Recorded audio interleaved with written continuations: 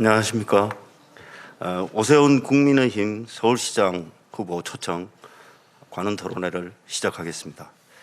저는 관훈클럽 총무를 맡고 있는 박민희입니다. 바쁘신 와중에 초청해 주신 오세훈 시장님, 그리고 관훈클럽 선후배 동료 여러분, 그리고 취재 오신 기자 여러분, 감사드립니다. 4차 산업혁명의 시대에 접어들면서 지방자치의 중요성은 더 중요해지고 있습니다. 효율성과 질서보다는 창의력과 다양성이 더 중요해지는 이유일 겁니다.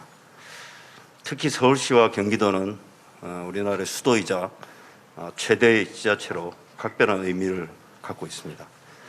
관훈클럽이 4일 연속 서울시장과 경기지사 후보 토론을 개최하는 이유이기도 합니다. 오늘은 그 두 번째 날로 오 시장을 모시고 토론을 진행하겠습니다. 오 시장은 고대법대를 나오시고 사시 26회에 합격하셔서 이후 환경운동과 인권운동 관련 변호사로 열심히 활동하셨습니다. 16대 국회의원이 되셨고 세 차례 서울시장을 역임하셨습니다.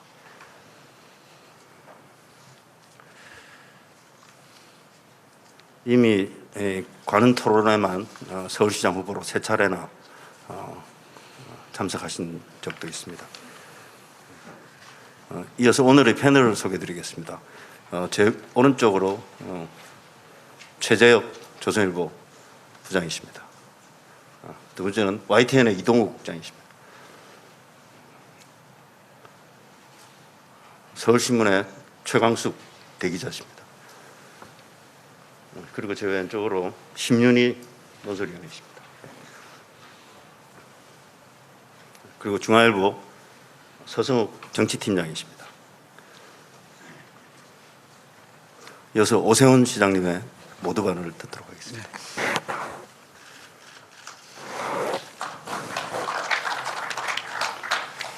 마스크를 좀.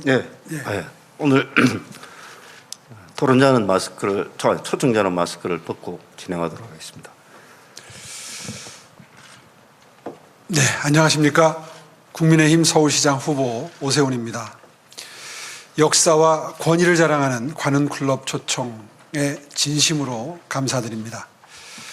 존경하는 박민 총무님, 그리고 회원 여러분, 그리고 함께해 주신 언론계 원로분들을 비롯한 여러분과 1년 만에 다시 말씀 나누게 돼서 매우 뜻깊고 또 영광스러운 순간이라고 생각합니다.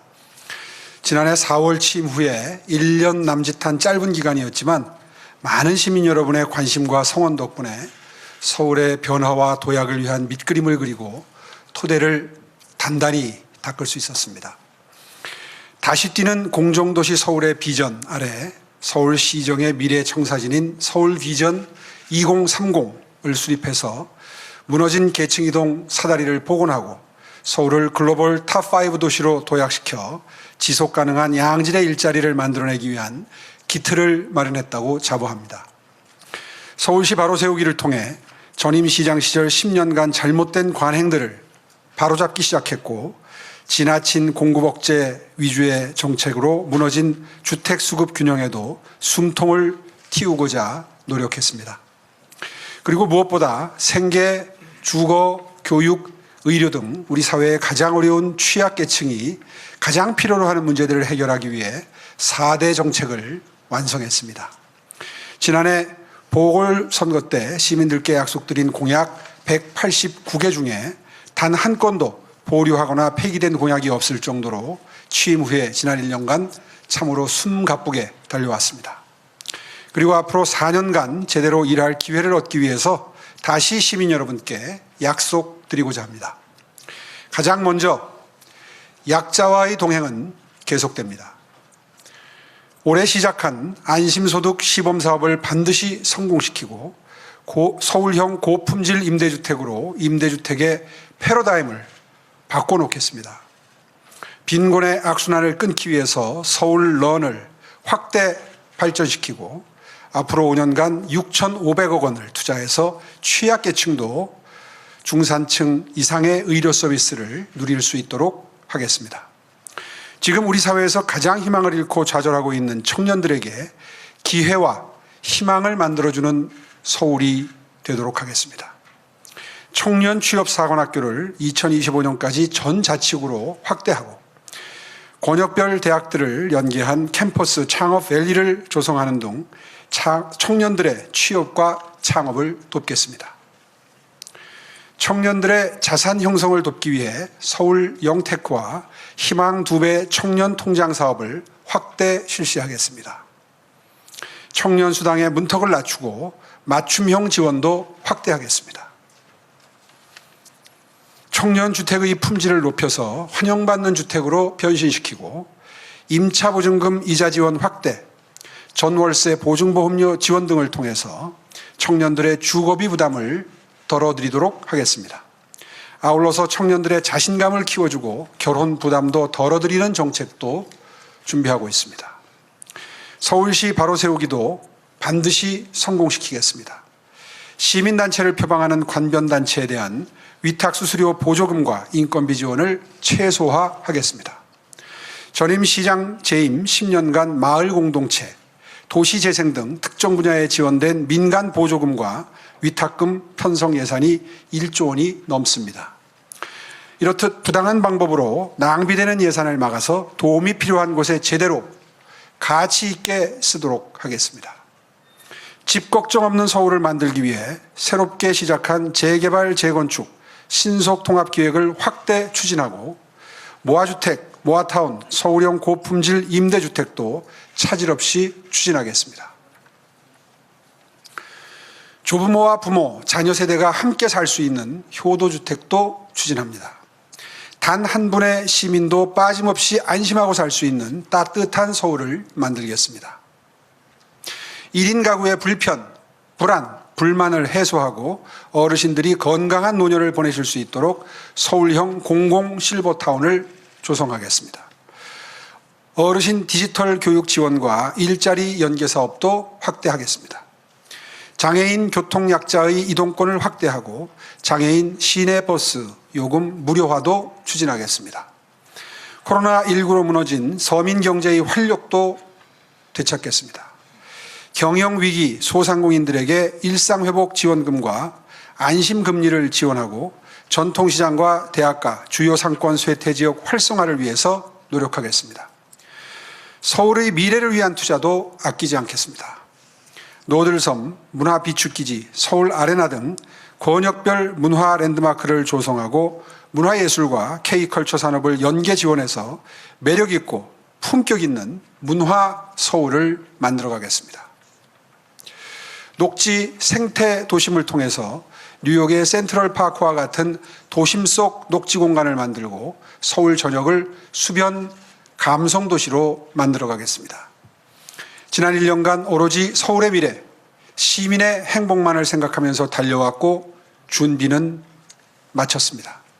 이제 막 시동이 걸린 변화의 엔진을 꺼뜨리지 않는 것이 중요합니다. 서울의 변화가 흔들림 없이, 중단 없이 추진될 수 있도록 도와주십시오. 감사합니다.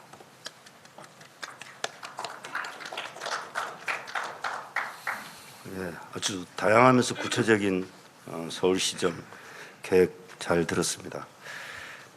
그럼에도 불구하고 오 시장께서는 이미 이제 여권이든 여권의 대선 후보로 부상하셨고 이번 서울시장 선거에서 당선되면 확고한 또 대선 후보로서의 위상을 굳히게 될 것 같습니다. 이미 정치권에서는 오 시장을 핵심 변수로 한 대권 고차 방정식이 논의되고 있는 지경입니다. 그래서 관훈클럽의 첫 번째 질문은 정치 문제로 시작을 할까 합니다. 서성욱 부장께서 시작해 주시겠습니다. 상의 좀 벗고 해도 될까요? 예. 예. 고맙습니다. 좀 덥네요, 여기. 같이 보세요. 자, 그럼 시작하겠습니다. 중앙일보 정치팀장 서승욱입니다. 일단 아까 지금 관훈클럽 총무도 말씀하셨지만 정치인 오세훈 이시니만큼 그 중앙 정치 대권 뭐 이런 문제에 대해서 먼저 크게 한번 여쭙도록 하겠습니다. 그 오세훈 정치인 오세훈에 대해서는 여러 가지 평가가 좀 많은데요. 일단 뭐 제가 그 현장에서 많이 듣는 얘기는 그 약점이 좀 적다. 약점이 적은 정치인. 근데 뭐 부정적인 평가는 뭐 따르는 사람도 좀 적다. 뭐 이런 평가도 있고. 특히 오 시장님, 오 후보 본인께서는 좀 억울하실 수 있는데 그 뭐 꼭 억울한 것만은 아니죠. 정치적으로 운이 좋다라는 평가도 굉장히 많습니다. 처음 서울시장이 되실 때도 제가 뭐 현장에서 취재를 했지만 맹영규, 홍준표 후보가 막 경쟁하다가 당시에 그 등장을 하셔가지고 그때 무슨 MB다 박형준이다 얘기는 많았지만 하여튼 등장을 하셔가지고 그 오풍으로 당선을 하셨고요. 그때 강금실 전 법무부 장관을 누르고 당선이 되셨습니다. 그리고 이번에도 작년이죠. 안철수 후보가 출마를 선언한 다음에 여론조사 경선에서 국민의힘의 조직표 등의 힘을 좀 입어서 뭐 거의 다이내믹하게 압승을 하셨는데요. 이런 평가들, 세간의 평가들, 운이 좋다를 포함해서 정치인 오세훈에 대한 평가에 대해서 하실 말씀이 있으면 좀 가벼운 질문으로 시작하겠습니다. 예. 네. 긴장을 풀어주시려고 아마 이 질문을 주신 것 같습니다. 배려에 감사드립니다. 운이 좋다는 거 인정합니다. 그런데 작년을 예로 드신 건 조금 예로서 적절치 않은 것 같습니다. 작년에 제가 서울시장 선거를 치르고 나니까 8kg가 빠졌더라고요. 세 고비를 넘겼습니다. 본선 같은 예선을 2번 거치고 본선에 비로소 오를 수가 있었습니다. 작년에 한 3개월 반 정도 정말 이렇게만 살면 어느 순간 픽 쓰러져서 죽을 수도 있겠다 그런 생각을 한 순간이 몇 번 있었는데요. 토론만 아마 10번 이상 한 것 같습니다. 한 번 한 고비 한 고비 넘길 때마다 굉장히 어려운 고비를 넘겨서 이길지 질지 알 수 없는 절체절명의 경쟁을 뚫고 결승에 진출했었는데요. 뭐 그것도 다 운이라면 운이겠죠. 뭐 많이 부족합니다. 이런 과정을 통해서 단련되고 또 운도 만들어 간다고 생각합니다. 계속해서 좋은 운을 만들어 가겠습니다. 말씀 들으니까 작년에는 좀 고비가 있었던 것 같습니다. 관련해 가지고 지금 아까 모두의 우리 박민 총무도 얘기를 했지만 이미 이 오세훈을 중심으로 이제 대권 함수가 돌아간다는 얘기가 나올 정도로 아주 가장 유력한 차기 대선 주자 중에 한 명입니다. 이번에 승리를 한다면 5년 후에 대권에 도전한다고 보면 되겠죠? 어떻습니까? 예, 아직 많이 부족합니다. 정책도 더 시행착오를 통해서 다듬어야지 되고 또 품성도 아직은 멀었습니다. 아직은 감정적으로 흔들릴 때가 자주 있고요. 이른바 목계 수준에 도달하려면 아직도 멀었습니다. 사실 그 자리는 하늘이 낸다고 그러지 않습니까? 그런데 그 속뜻은 사실은 민심이 불러내는 정도가 되지 않으면 안 되는 자리다. 이렇게 저는 해석하고 받아들이고 있습니다. 서울시정이 많이 흐트러져 있고요. 분야에 따라서는 많이 퇴보했습니다. 10년 전에 한 10위권까지 끌어올려 놓은 도시 경쟁력 지수가 17위까지 떨어진 상태에서 다시 시정을 시작했고요. 금융도시 순위도 1년에 2번씩 발표하는 기관이 있는데 거의 10위권까지 끌어올려 놨던 게 30위권까지 떨어진 게 이제 조금 올라서 다시 12위권에 회복되고 있습니다. 서울시가 뛰어야 대한민국이 뛸 수 있지 않겠습니까? 저는 서울시장 자리가 대권 못지않게 훨씬 더 중요한 자리라고 생각을 하고요. 서울시가 경쟁력을 회복하고 서울 시민들이 행복해야 대한민국이 발전하고 행복하다고 생각합니다. 저는 이번 임기 앞으로 제가 지금 사선 도전이다 이런 표현을 쓰시는데 실제로는 조금 억울한 사선이죠. 보통 3선을 완료했으면 12년을 일했어야 되는데 저는 6년 했습니다. 정확히 말하면 1.5선 했는데요. 이 2.5선 도전의 초입에 있는데 이번에 서울 시민 여러분들의 사랑과 지지로 일을 할 수 있게 된다면 정말 신명을 다해서 서울시를 반석 위에 올려놓는데 제 모든 것을 바치겠습니다. 저는 그것으로도 충분히 의미 있고 행복한 공직 생활이라고 생각합니다. 그러면 이번에 당선이 돼서 그러니까 뭔가 성과가 있으면 모르겠지만 성과에 따라서는 안 나올 수도 있다. 예, 5선 도전도 생각하고 있습니다. 굉장히 중요한 말씀하신 것 같고요. 관련해서 얼마 전에 TV 프로그램에서 하신 말씀도 아주 화제가 됐는데 이번에 서울시장이 되고 대선에서 안 되는 선택지, 이번에 포기하고 다음에 대통령이 되는 선택지 중에 첫 번째를 선택하셨어요. 네. 근데 사람들이 못 믿는 사람들도 좀 있더라고요. 근데 실제로 지금 말씀하신 것과 같은 맥락에서 이해하면 되겠습니까? 예, 사선한 시장이 어디 있냐 이런 그 말씀을 하는 걸 어디서 들었는데요. 제가 알기로 미국의 시카고의 데일리 시장은 5선인가 6선인가 7선인가를 했습니다. 정말 오늘날의 시카고시를 만든 시장으로 역사는 기록하는데요. 저는 그런 시장도 대한민국 수도 서울이라면 대통령 자리보다 더 의미 있게 역사가 기록해 줄 거라고 생각합니다. 자, 그러면 사실은 저 대통령 대선 출마 의지를 좀 밝히시는 거를 좀 상정해서 만든 질문들이 꽤 있는데 그러면 그 질문을 한번 여쭙겠습니다. 지금 이게 새 정부 출범하고 공교롭게 겹쳤기 때문에 지금 사실은 윤석열 정부 출범과 관련해서도 이게 꼭 선거가 바로 직후에 치러지기 때문에 관련돼서 몇 가지 좀 여쭙겠는데요. 일단 윤석열 정부가 출범한 다음에 가장 큰 논란이 되고 있는 거는 역시 인선 문제인 것 같습니다. 그래서 단도직입적으로 좀 여쭙겠는데요. 새 정부 첫 조각 인선 잘 됐다고 보시는지, 특히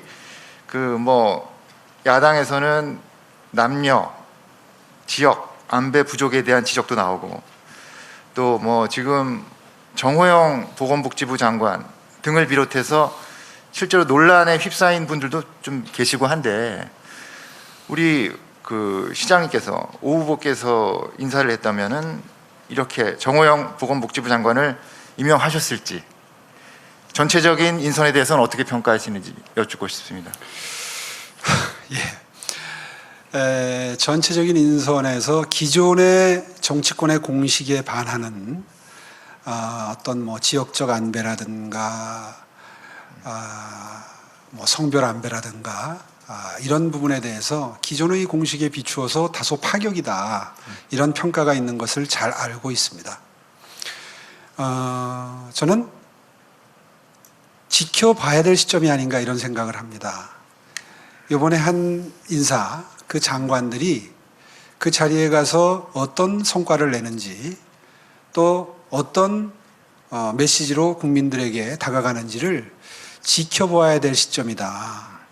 한 6개월 정도, 1년 정도 일하는 모습을 보고 판단해야 될 문제다라는 큰 틀에서의 원칙을 가지고 있고요. 다만 이 정호영 후보자에 대해서는 저는 조금 생각을 달리합니다. 그분의 어떤 살아온 인생이나 이런 걸 보고 판단하는 것은 저도 세간의 여론과 비슷한 느낌을 받고 있습니다. 그러나 제가 복지부 장관을 인선을 한다 그러면 복지에 대한 열정이 넘쳐나고 그리고 저소득층, 취약계층을 배려하기 위한 정책에 대해서 평소에 많은 관심을 표명해 왔고 그리고 아주 잘 정리된 정책을 가지고 있는 이른바 복지 전문가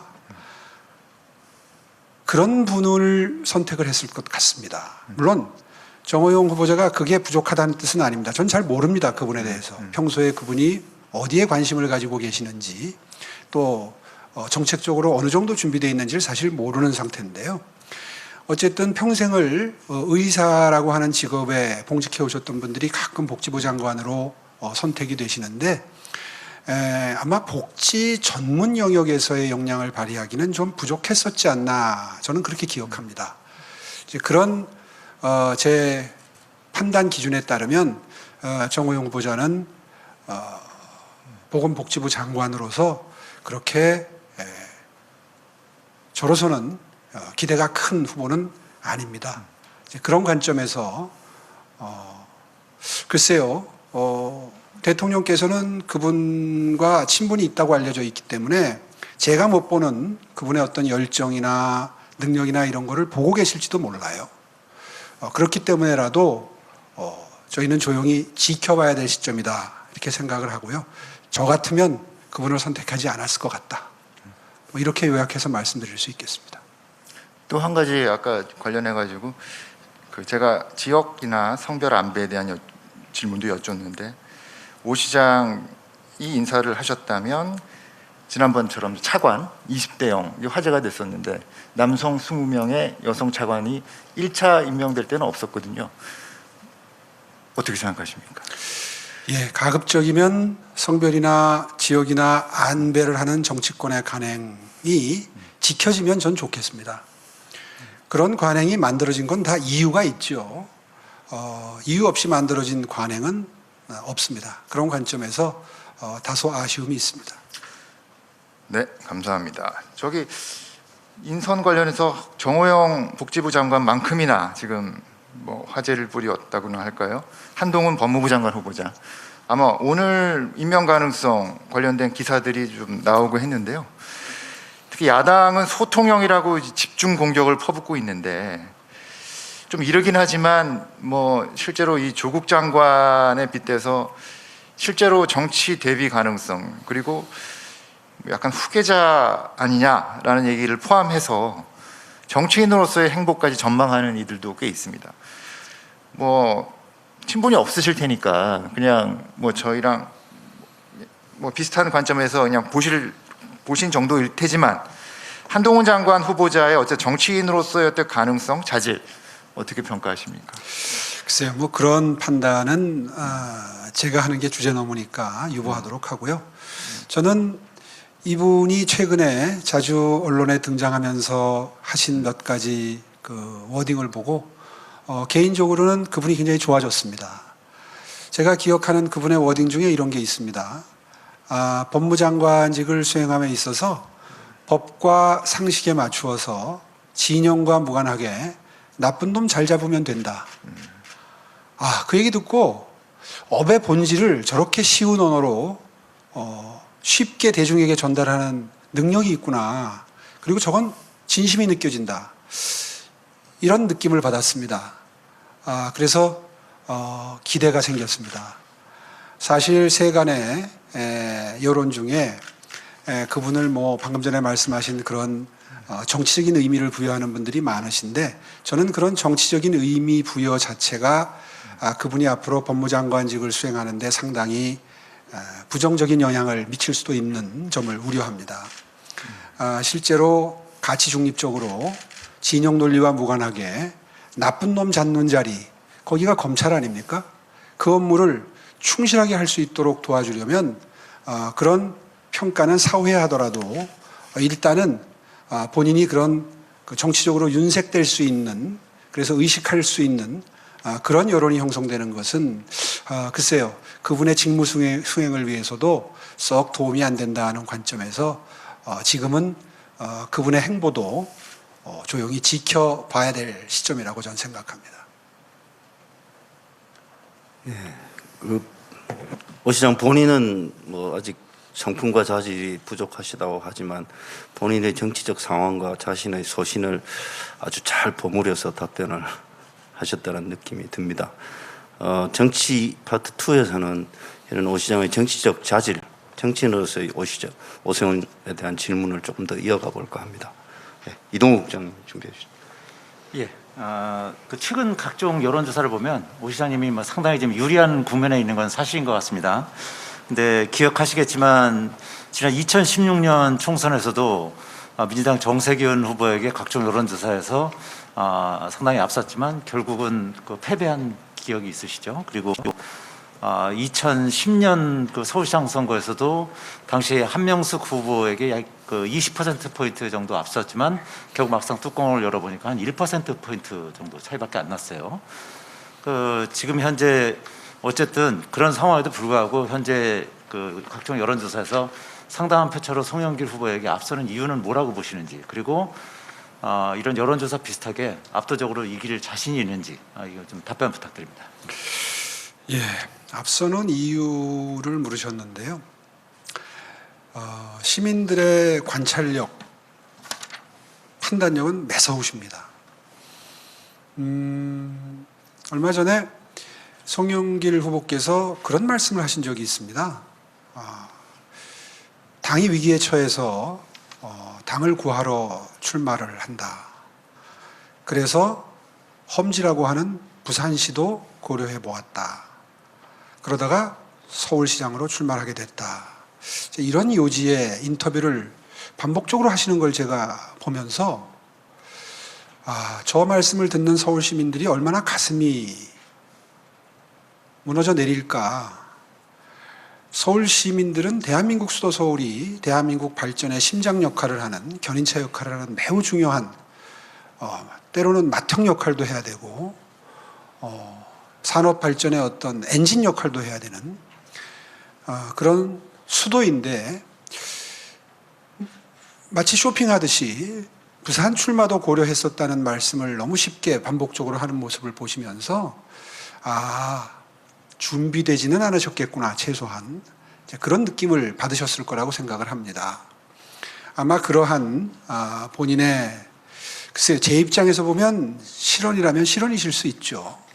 아무리 속마음은 그랬어도 서울 시민들께는 그렇게 말씀하시면 시민들이 안심을 못 하실 것 같습니다. 거기에 비해서 지난 1년 동안, 앞으로 4년 동안 할 계획을 알토란같이 세우면서 늘 저는 임기 5년으로 생각하고 계획을 세웁니다. 1년 내에는 할 수 있는 일이 많지 않습니다. 이런 말씀을 자주 드려왔던 대로 비전 2030을 세우고, 또 도시공간 구조 개편에 관한 도시기본계획 2040을 세우고, 이렇게 하면서 계획을 세우고 하나하나 연말에 예산에 반영하고 발진을 시키는 모습을 조용히 지켜봐 오셨던 서울 시민 여러분들이 이 두 사람의 후보를 비교하고 계신 것 아닌가, 저는 그렇게 해석을 하고 있고요. 그러면 이 지지율이 유지가 돼서 이길 자신이 있느냐, 이런 질문을 해주셨는데 사실 몹시 긴장이 됩니다. 제가 15%, 20%포인트 격차로 선거전을 리드하다가 막판 2, 3일 정도를 남겨놓고 지지율이 뒤집히는 경험을 2번 했었습니다. 정말 무섭습니다. 서울 시민들의 민심은요, 그 판단과 표심은요, 정말 두렵습니다. 그래서 요즘에 연일 쏟아져 나오고 있는 각 언론사들의 여론조사 결과를 볼 때마다 솔직한 심정이 가슴이 덜컥덜컥 내려앉습니다. 결국은 이 지지율이 표로 연결되는 건 아니거든요. 전화가 왔을 때 답변하는 그 지지율과 투표장까지 가서 직접 누구를 시장으로 뽑아야 되겠다 하고 투표하는 마음, 투표하는 행위는 전혀 다른 겁니다. 앞으로 열흘 남짓 남은 기간이지만 그동안에 무슨 일이 벌어질지 모르는 그런 그 선거 상황이고요. 앞으로 또 여러 가지 정치적인, 중앙정부 차원에서의 정치적인 이벤트도 많고요. 그래서 하루하루 살 얼음판을 걷는 심정으로 선거에 임하고 있습니다. 예, 좀 전에 그 송영길 후보와 관련해서 이제 언급을 해주셨는데, 그 송영길 후보 정치인으로서, 그다음에 서울시장 후보로서의 어떤 장단점을 평가해 주신다면 뭐라고 말씀해 주실지 그 부분하고요. 예. 그리고 송영길 후보가 민주당 전 대표 아니었습니까? 그 전 대표로서 대선 패배에 나름대로 책임이 좀 있는데, 송영길 후보가 출마하는데 명분이 좀 없다, 이런 평가도 많이 있습니다. 이에 대해서는 어떻게 생각하십니까? 예, 출마의 명분이 있다 없다를 상대 후보가 이야기하는 건 전 도리가 아니라고 생각합니다. 어떤 경위를 거쳤건 또 어떤 마음가짐으로 출마를 했건 일단 동등한 후보 등장한 이상 그 부분에 대해서 평가는 저는 유보하는 것이 맞다고 생각합니다. 그게 상대방 후보에 대한 예의라고 생각하고요. 다만 경쟁 후보로서 장단점은 비교하겠습니다. 장점은 이번 선거에 임하면서 부동산 정책에 관한 한 저희 국민의힘이 그동안 주장해오던 입장을 거의 유사하게 정립을 하신 것 같습니다. 실제로 본인은 민주당 대표를 할 때도 그렇고 그전에도 그렇고 부동산 정책에 대해서 국민의힘의 입장이 또 오세훈 시장의 입장이 당시 오세훈 시장의 입장이 옳다고 생각했다라는 스탠스인 건 분명한 사실이고요. 그 점은 굉장히 제가 높이 평가합니다. 상황 파악을 제대로 하신 걸로 보이고요. 다만 아쉬운 점이 있다면 거의 민주당의 당내에서도 오피니언 리더급이시고 또 당 대표도 결국 하셨는데 그때는 이것을 관철시키지 못한 것에 대해서는 정말 준엄한 국민적 평가가 따라야 될 부분이라고 생각을 합니다. 단점이 있다면 후보로서 이런 말씀까지는 제가 드릴 자격이 있다고 생각합니다. 그분은 국회의원을 5선 하셨고 그리고 인천시장으로서 4년 동안 인천시를 경영하셨습니다. 물론 잘한 부분도 있으시겠죠. 그러나 세상의 객관적인 평가는 그렇게 썩 인천시정을 성공적으로 이끈 시장으로 평가하고 있는 것 같지는 않습니다. 여러 언론이 또 기관이 평가하는 시스템들이 있는데요. 그걸 제가 쭉 서치를 해봤습니다. 일을 잘했다, 상위 그룹의 평가가 됐다 하는 평가는 저는 발견을 못했습니다. 거의 대부분 중하위권으로 평가가 되고 있으셨더라고요. 임기 말에 이를수록 점점 더 평가가 좋아지지는 않았었습니다. 첫째는. 두 번째는 세 가지 정도를 볼 수가 있는데요. 첫째는 그분 임기 중에 빚이 많이 늘었습니다. 인천시가. 본인은 전임 시장이 송도 개발을 하느라고 늘려놓은 빚을 갚느라고 굉장히 노력을 했다. 이런 변명을 하십니다. 근데 제가 심층적으로 들여다보니까 그 변명은 논리적이지도 않고 사리에 맞지도 않는 변명입니다. 왜냐하면 전임 시장께서 송도 개발에 많이 투자한 건 맞아요. 그런데 그것을 비판하면서 시장이 되셨습니다. 심지어는 전임 시장을 송도 이장이다. 송도밖에 모른다. 인천시는 관심이 없다. 그래서 빚을 많이 늘렸다. 이러면서 부채를 들고 다니면서 이렇게 부채질을 하는 걸 선거운동을 하시면서 어떻게 보면 좀 조롱을 하신 거죠. 그렇게 해서 시장이 되셨으면 빚을 갚는데 총력을 기울이셔야지 옳지. 그렇지 않습니까? 빚이 오히려 늘었다. 9조에서 13조 정도까지 늘었다. 재정 상태를 모르고 시장이 되셨나요? 그런데 4년을 일을 하시고도 빚이 늘어난 거에 대해서 전임 시장 탓을 한다?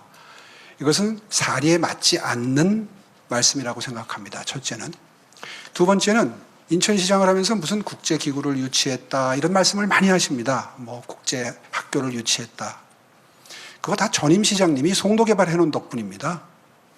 송도라고 하는 빈 공간이 생기지 않았으면 그런 유치가 불가능했죠. 적어도 전임 시장님께 그 점에 대해서는 경의를 표하시기 바랍니다. 옳지 않습니다. 두 번째로는 청렴지수입니다. 저는 5년 동안 시장직 수행하면서 청렴도 1등을 2번 만들었습니다.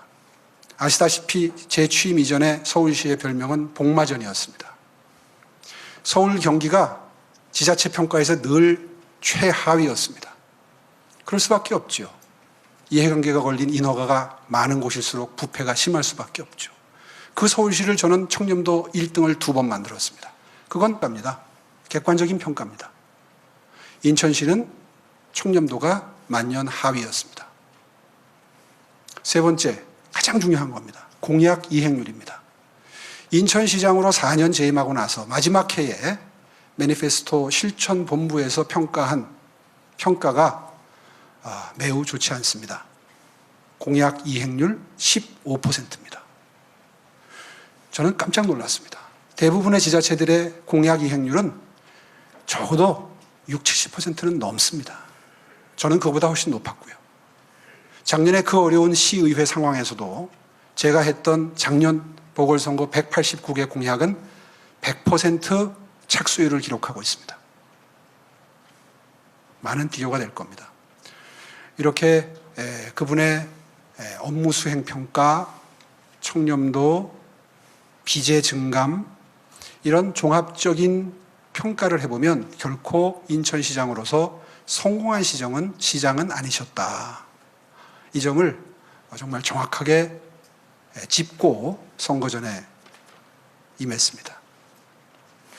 예, 뭐 제가 본의 아니게 그 오 시장님한테 판을 깔아준 듯한 감사합니다. 그런 역할을 한 것 같아서 좀 그런데요. 그럼 좀 개인적인 질문을 좀 드려보겠습니다. 오 시장은 이제 대표적으로 이제 흑수저 출신으로 성공 신화를 이끈 인물로 유명합니다.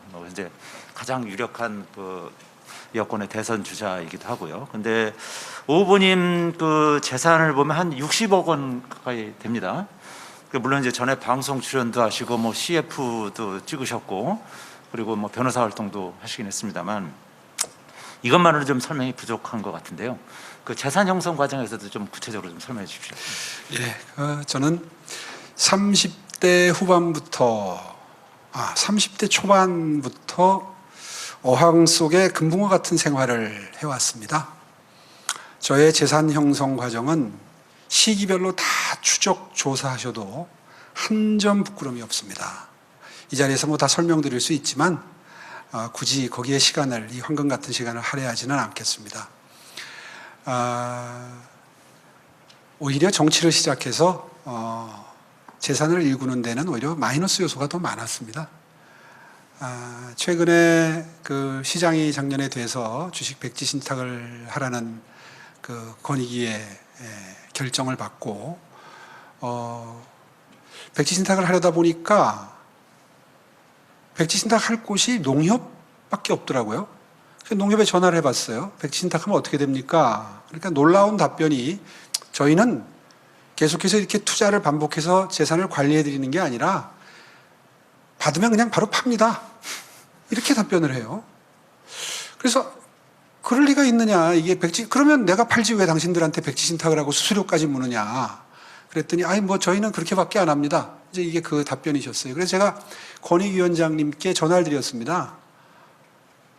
이 제도가 이렇게 운영되는데 이게 옳습니까? 공직에 취임하는 게, 고위공직에 취임하는 게 죄가 아닐진데 정상적인 관리를 해줄 수 있는 수탁기관을 복수로 만들어야 경쟁이 돼야 이 사람들이 열심히 관리해 줄 것 같습니다. 한 군데 더 지정해 주십시오.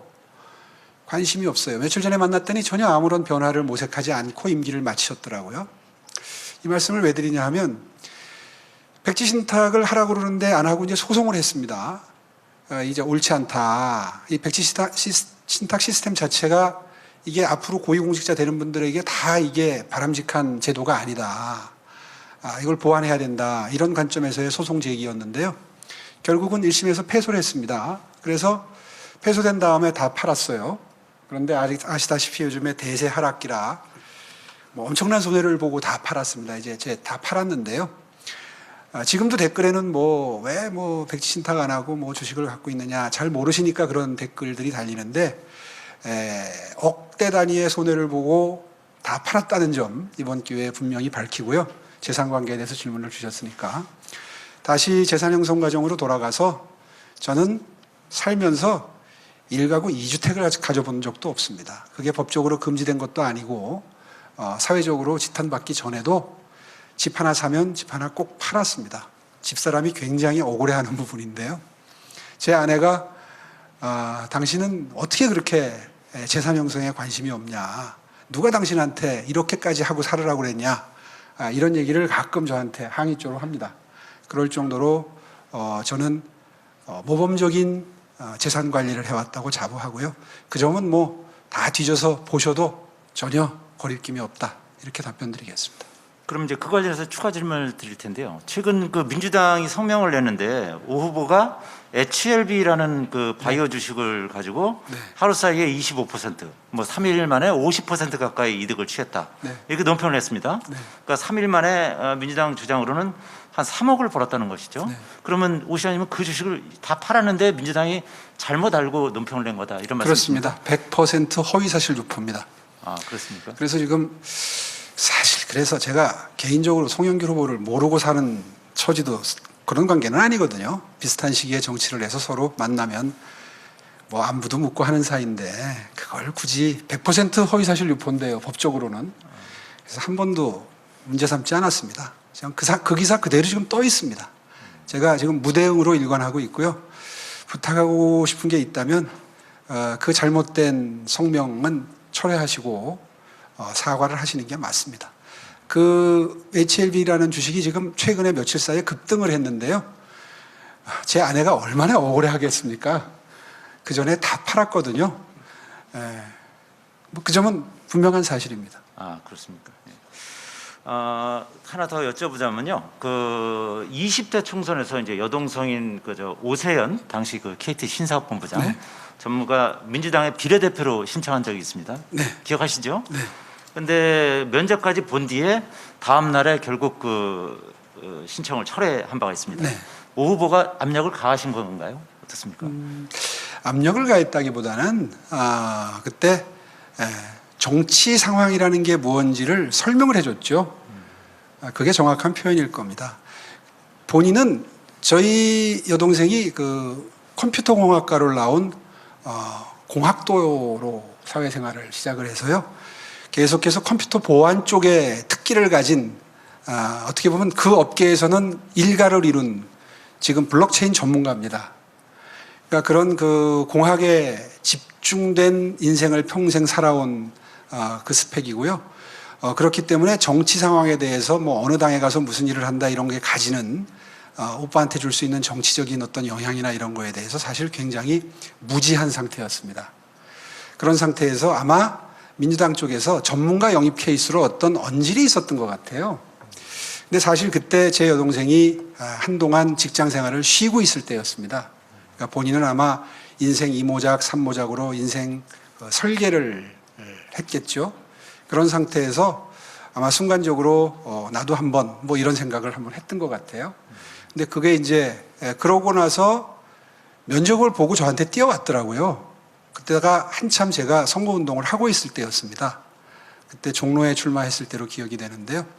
그래서 제가 그 말을 듣고 네가 네 인생을 스스로 개척하는 거는 그건 뭐 오빠 입장에서 박수를 치고 도와줄 일이지만 네가 그런 정치적인 선택을 함으로써 아마 앞으로 나한테 올 세간의 평가가 그다지 도움이 되는 방향은 아닐 거다. 네가 그동안 정치에 너무 관심도 없고 무관한 인생을 살아서 사실 그 부분에 대해서 잘 알기 힘들었을 텐데 이러이러한 장단점이 있다. 그리고 앞으로 정치 시작하면 이러이러한 어려운 인생이 기다리고 있다. 이런 말을 가감없이 쭉 해줬습니다. 그 말 듣고 오빠 내가 심사숙고 해볼게 그러더니 그 다음날 철회했거든요. 이제 그게 좀 과장되게 보도가 되고 해서 아마 그때 조금 그 이슈가 됐던 것 같은데요. 그때 당시에 사실관계의 진행 경과는 지금 말씀드린 게 모두 답니다. 알겠습니다. 좀 궁금한 점이 있는데 그럼 그분은 지금 뭐 하고 계시나요? 제 여동생은 평생을 저한테 만나면 오빠 때문에 글쎄요, 그럴 내가 것 내 인생을 내 인생답게 못 산다. 이걸 굉장히 저한테 어필하는 여동생인데 실제로 능력이 굉장히 출중합니다. 아시는 분들은 아시겠지만 블록체인 업계에서는 뭐 굉장히 존경받는 위치에 있고요. 과학 한림원의 그 회원으로 선정이 될 정도로 연구업 쪽이나 그 계통에서는 상당히 그 평가를 받는 그런 자랑스러운 여동생입니다. 지금은 SK의 부사장으로 지금 승진해가지고 부사장으로 근무를 하고 있습니다. 그러면 추가로 좀 질문을 드리자면 그러면 당시에는 어쨌든 나름대로 정치적 견해가 이제 상반됐던 건데 현재는 그 부분이 완전히 해소됐다고 봐도 되는 겁니까? 제 동생은 정치적 성향이 없습니다. 그렇습니까? 예. 그러니까 믿으실지 모르겠는데요. 한 업계에서 그 정도 존경받으려면 정말 앞뒤 안 가리고 일만 해야 됩니다. 그걸 잘 세간에서 이해를 못 하실 수도 있는데요. 제 동생은 정말 기술자라고 보시면 됩니다. 네, 감사합니다. 수도를 서울로 옮긴 이후에 국왕이나 대통령의 집무실이 사대문 밖을 벗어난 게 이번 정부에서 처음입니다. 그만큼 이제 용산으로 대통령실을 이전한 문제는 국정 운영의 방식을 떠나서 이제 향후 국군에도 큰 영향을 미칠 수 있는 사안입니다. 그래서 이번에는 대통령실 용산 이전에 대해서 조선일보 최재혁 부장께서 질문을 해주시겠습니다. 네, 질문 드리겠습니다. 이 민주당이 이 용산 이전 문제에 맹렬하게 비판하고 있는데요. 실제 이제 송영길 후보도 선거 전략의 중심으로 삼는 것 같습니다. 그 여러 가지 이제 민주당이 비판하는 지점 중에서 특히 그 중에 하나가 안보 공백인데요. 가령 예를 들면 백악관하고 펜타곤이 붙어 있어야 되겠느냐. 그다음에 청와대에 축적된 안보 자산을 왜 이용하지 않느냐, 왜 버리느냐. 그다음에 대통령이 출퇴근하면서 벌어지는 리스크라든지 이게 다 용산 집무실 이전으로 빚어진 일이다라고 비판을 하는데요. 그 문제에 대해서 어떻게 생각하시는지. 예, 그런 비판이 일부는 타당하고 일부는 틀렸습니다. 저는 용산 이전 문제에 대해서 어떤 입장이었는지 그동안 여러 차례 밝혀왔는데요. 용산으로 이전하는 것은 저는 바람직하다는 입장입니다. 다만 그 이전 과정이나 절차가 지나치게 빨리 진행됐던 것에 대해서는 우려를 하고 있었고 그런 저의 판단을 당선인께도 직접 전달을 했고 또 인수위의 실무진을 통해서도 이른바 참모진이죠. 참모진을 통해서도 분명히 전달한 바가 있습니다. 제가 직접 만나 뵙기를 청하고 인수위로 들어가서 좀 서두르시는 감이 있으니 세간의 여론이 조금 신중하게 천천히 가시는 게 좋겠다라는 여론이 지금 비등하니 천천히 하시는 게 좋겠다라고 분명히 건의를 드렸고요. 저하고 말씀하실 때는 굉장히 수용하는 분위기이셨던 것도 분명한 사실입니다. 그런데 이제 그 이후에 또 다른 논의가 있었겠지요. 그러면서 어떤 영향을 받고 판단을 하셨는지 이제 지금과 같은 판단을 하셨는데요. 어쨌든 옮기셨습니다. 옮기셨으면 안착할 수 있도록 도와드리는 게 도리라고 저는 생각합니다. 서울시장으로서 도와드릴 수 있다면 계속 돕겠습니다. 그리고 장점도 분명히 있습니다. 예를 들어서 용산공원 반환 타임 스케줄이 굉장히 루즈했었습니다. 잘 모르시는 분들도 많은데요. 제가 그 문제에 관심이 많아서 하나하나 디테일을 들여다본 적이 있는데 한꺼번에 반환하는 게 아니었어요. 문재인 정부의 이 반환받는 절차 성과를 보면 부분 그 미군 부대가 철수한 부분을 순차적으로 형편이 닿는 만큼 반환하는 그런 형태로 반환 절차가 진행되고 있었습니다. 그렇기 때문에 문재인 정부에서 이걸 반환받아가지고 몇 년도에 공원으로 조성을 해서 시민들께 쓸 수 있도록 제공할지에 대한 계획 자체가 세워질 수가 없는 상황이었고 그래서 N년도 계획이라는 표현을 썼었습니다. 이게 이제 가시권 안에 들어오는 효과가 생겼습니다. 다 보도가 됐지만 집무실 근처에 있는 일정 면적이 조기에 반환이 되고요. 나머지 지역 부분도 굉장히 반환 속도가 빨라질 게 분명해졌습니다. 그리고 느긋하게 환경오염 문제를 해결하고 유류 오염인데요.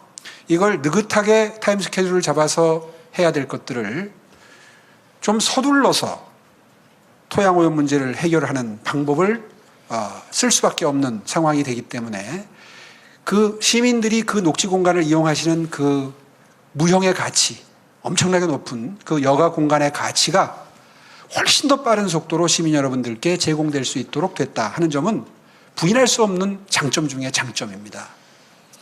이거를 애써 무시하고 자꾸 무슨 교통 대란이 일어날 거다, 건축에 엄청난 왜곡이 생길 거다 이런 비판을 하시는데요. 옳지 않습니다. 실제로 건축적 도시계획적 제한은 이미 서울시 도시계획위원회를 그곳에서 700m 떨어져 있는 두 동의 주상복합 건물이 도시계획위원회를 통과함으로써 완전히 부식됐습니다. 이게 38층짜리 건물 두 동이거든요. 무슨 경호에 위험이 있어서 분명히 높은 빌딩 못 짓게 할 거다. 이거 다 이미 입증됐습니다. 교통 역시 입증돼 가고 있습니다. 아마 조만간 한남동 외교부 공간으로 거처를 옮기시게 될 텐데 그렇게 되면 지금보다도 출퇴근 시간이 절반 이하로 줄어듭니다. 그리고 그 근처의 교통 상황을 종합 검토해 보니까 남북으로 3개 큰 차선 한남대로 녹사평대로 한강대로가 있고요. 동서로 이태원로 서빙고로가 있는데 출퇴근로가 그 조합을 해보면 몇 개의 조합이 나오기 때문에 경호상으로도 그렇게 문제가 없고 그리고 경호하면서 약간의 교통 통제를 하더라도 시민들이 겪는 불편은 그렇게 치명적으로 큰 편은 아닙니다.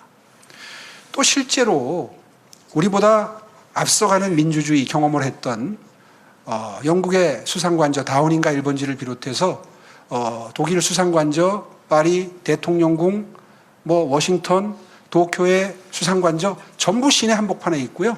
전부 항공관제구역 내에 있고요. 도시 전체가 항공 금지 내지는 어떤 통제가 있는 상황인 것과 비교를 해보면 전혀 더 불편해졌다. 안보상 공백이 더 커졌다. 이렇게 얘기할 수 있는 부분은 아직 발견되지 않고 있습니다. 지나치게 그 부분에 대해서 공격적인 비판을 하는 것은 많은 시민 여러분들이 아마 동의하지 않고 계시리라고 저는 생각하고요. 다만 이제 앞으로 항공교통 UAM이라고 그러죠.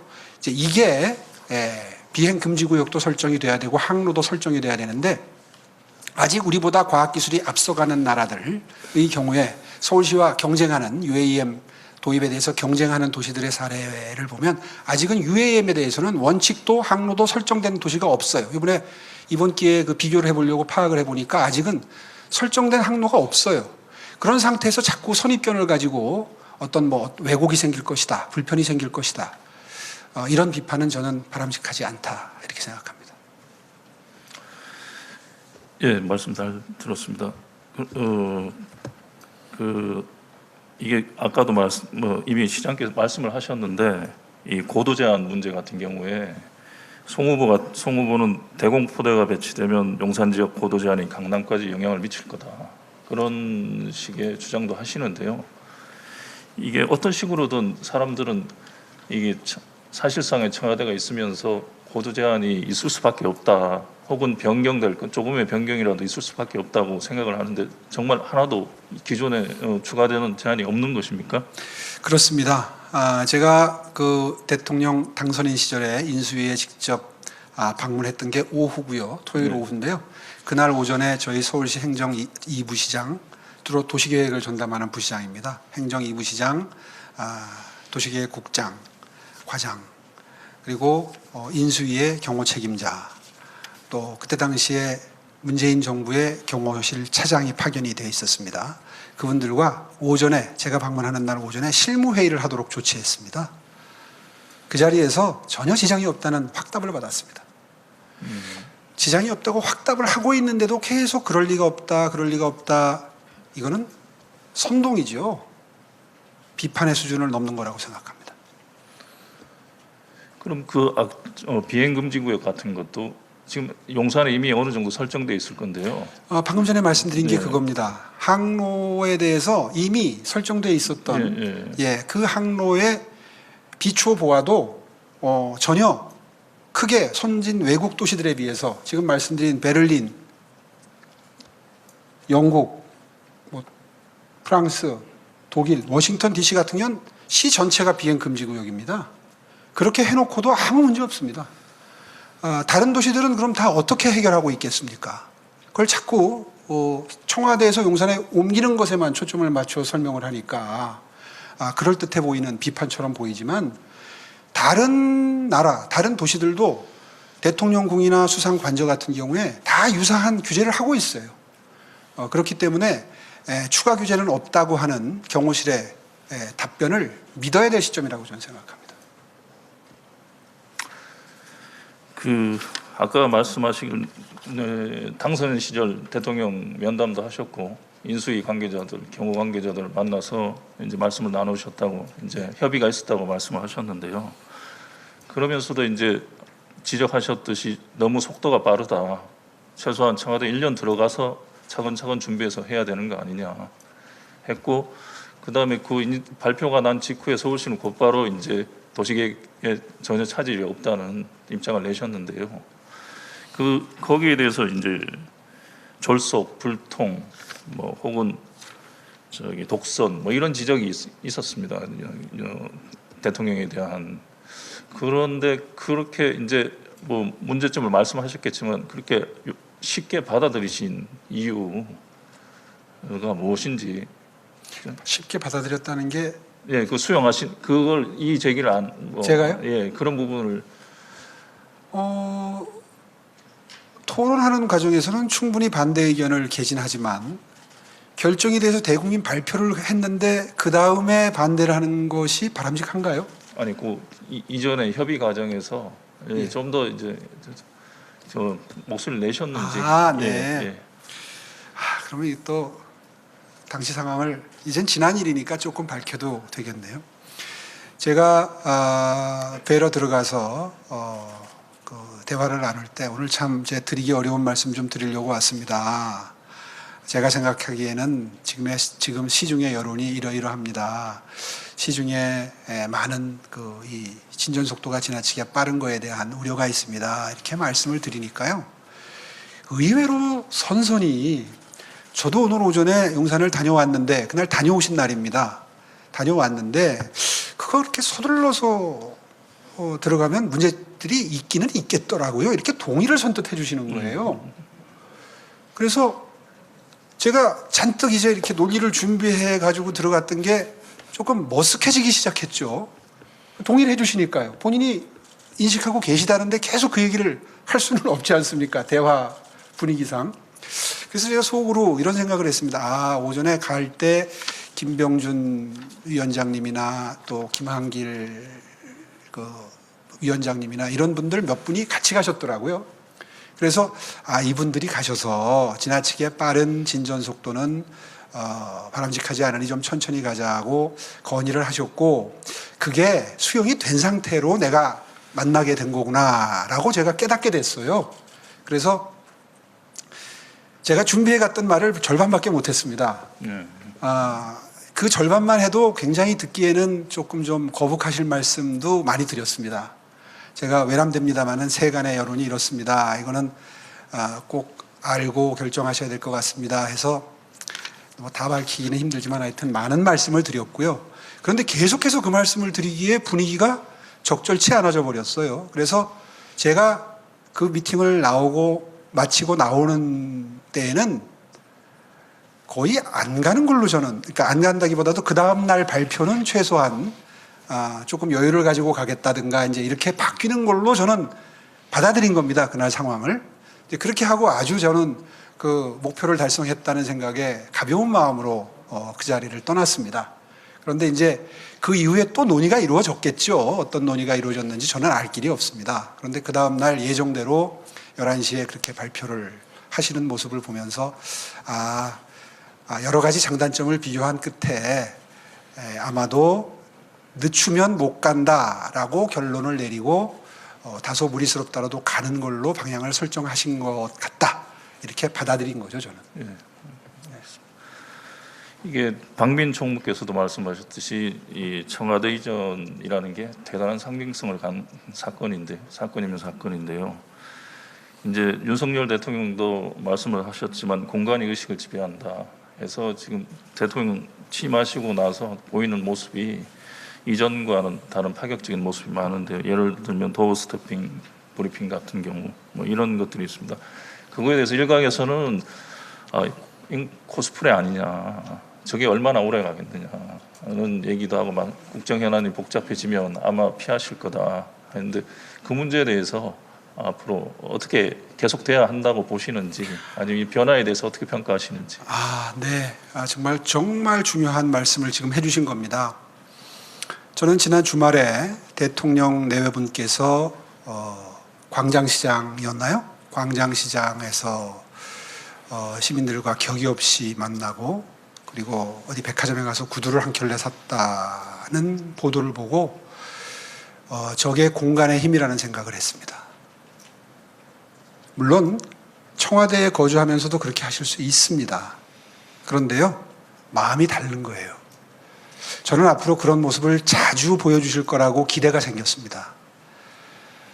사실 구중궁궐이라고 그러죠. 청와대 안에 공간, 그러니까 일할 수 있는 공간도 있고 그 거주 공간도 있습니다. 한번 생각해 보십시오. 5년 동안 그 안에서 몇백 미터 떨어져 있는 공간으로 출퇴근을 하면서 생활을 하게 되면요, 사람인 이상 받는 심리적인 어떤 격리감이 있습니다.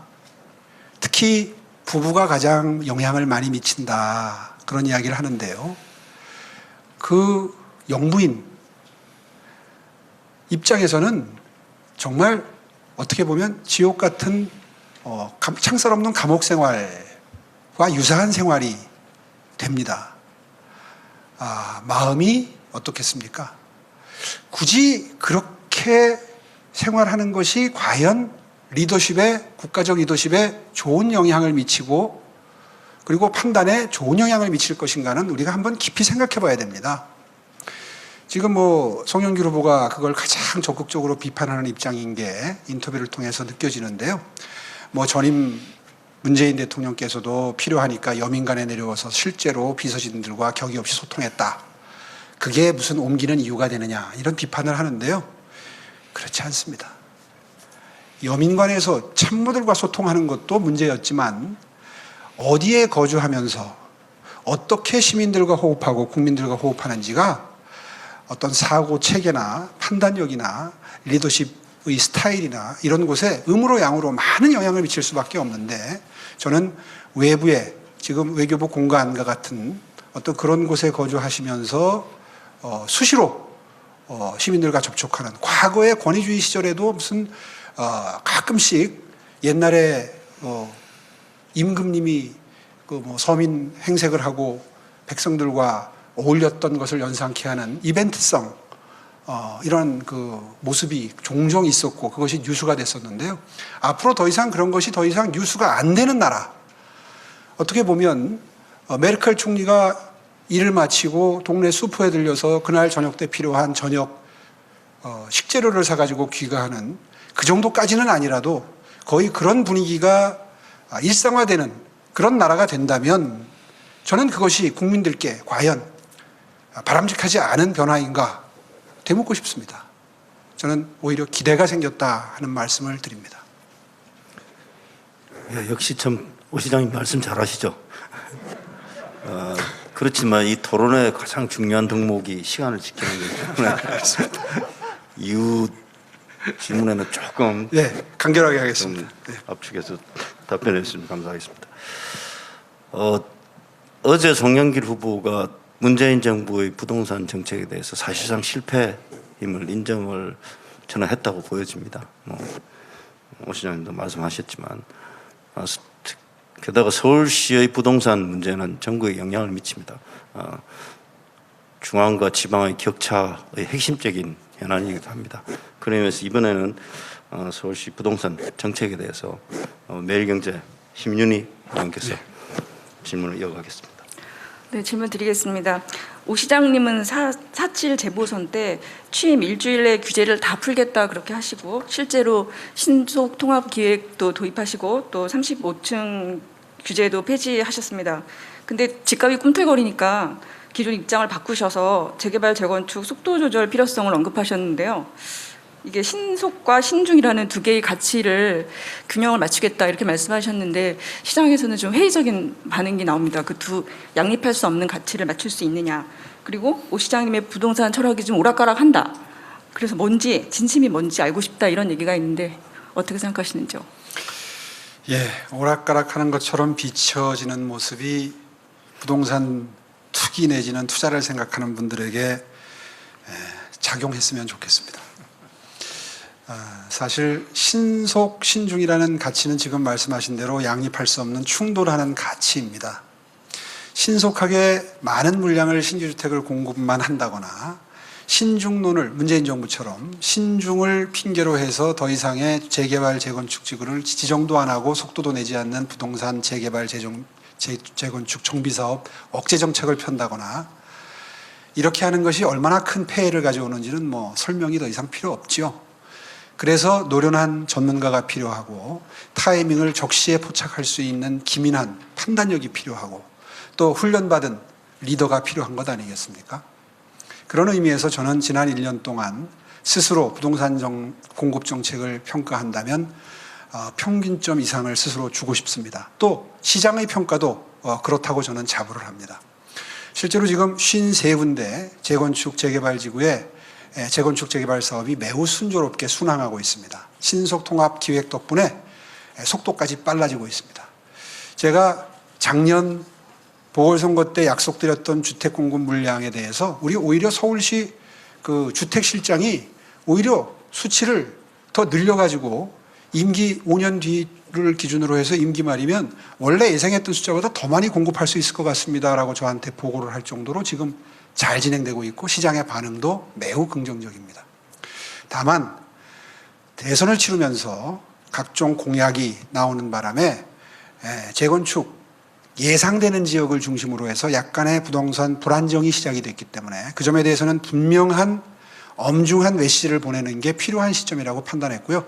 그래서 선거의 와중임에도 불구하고 원희룡 아직까지는 후보자시죠. 장관 후보자께 연락을 드려서 토론을 해서 신중론으로 가자 이렇게 방침을 정하고 서로 그런 메시지를 지금 보조를 맞추고 있는 중입니다.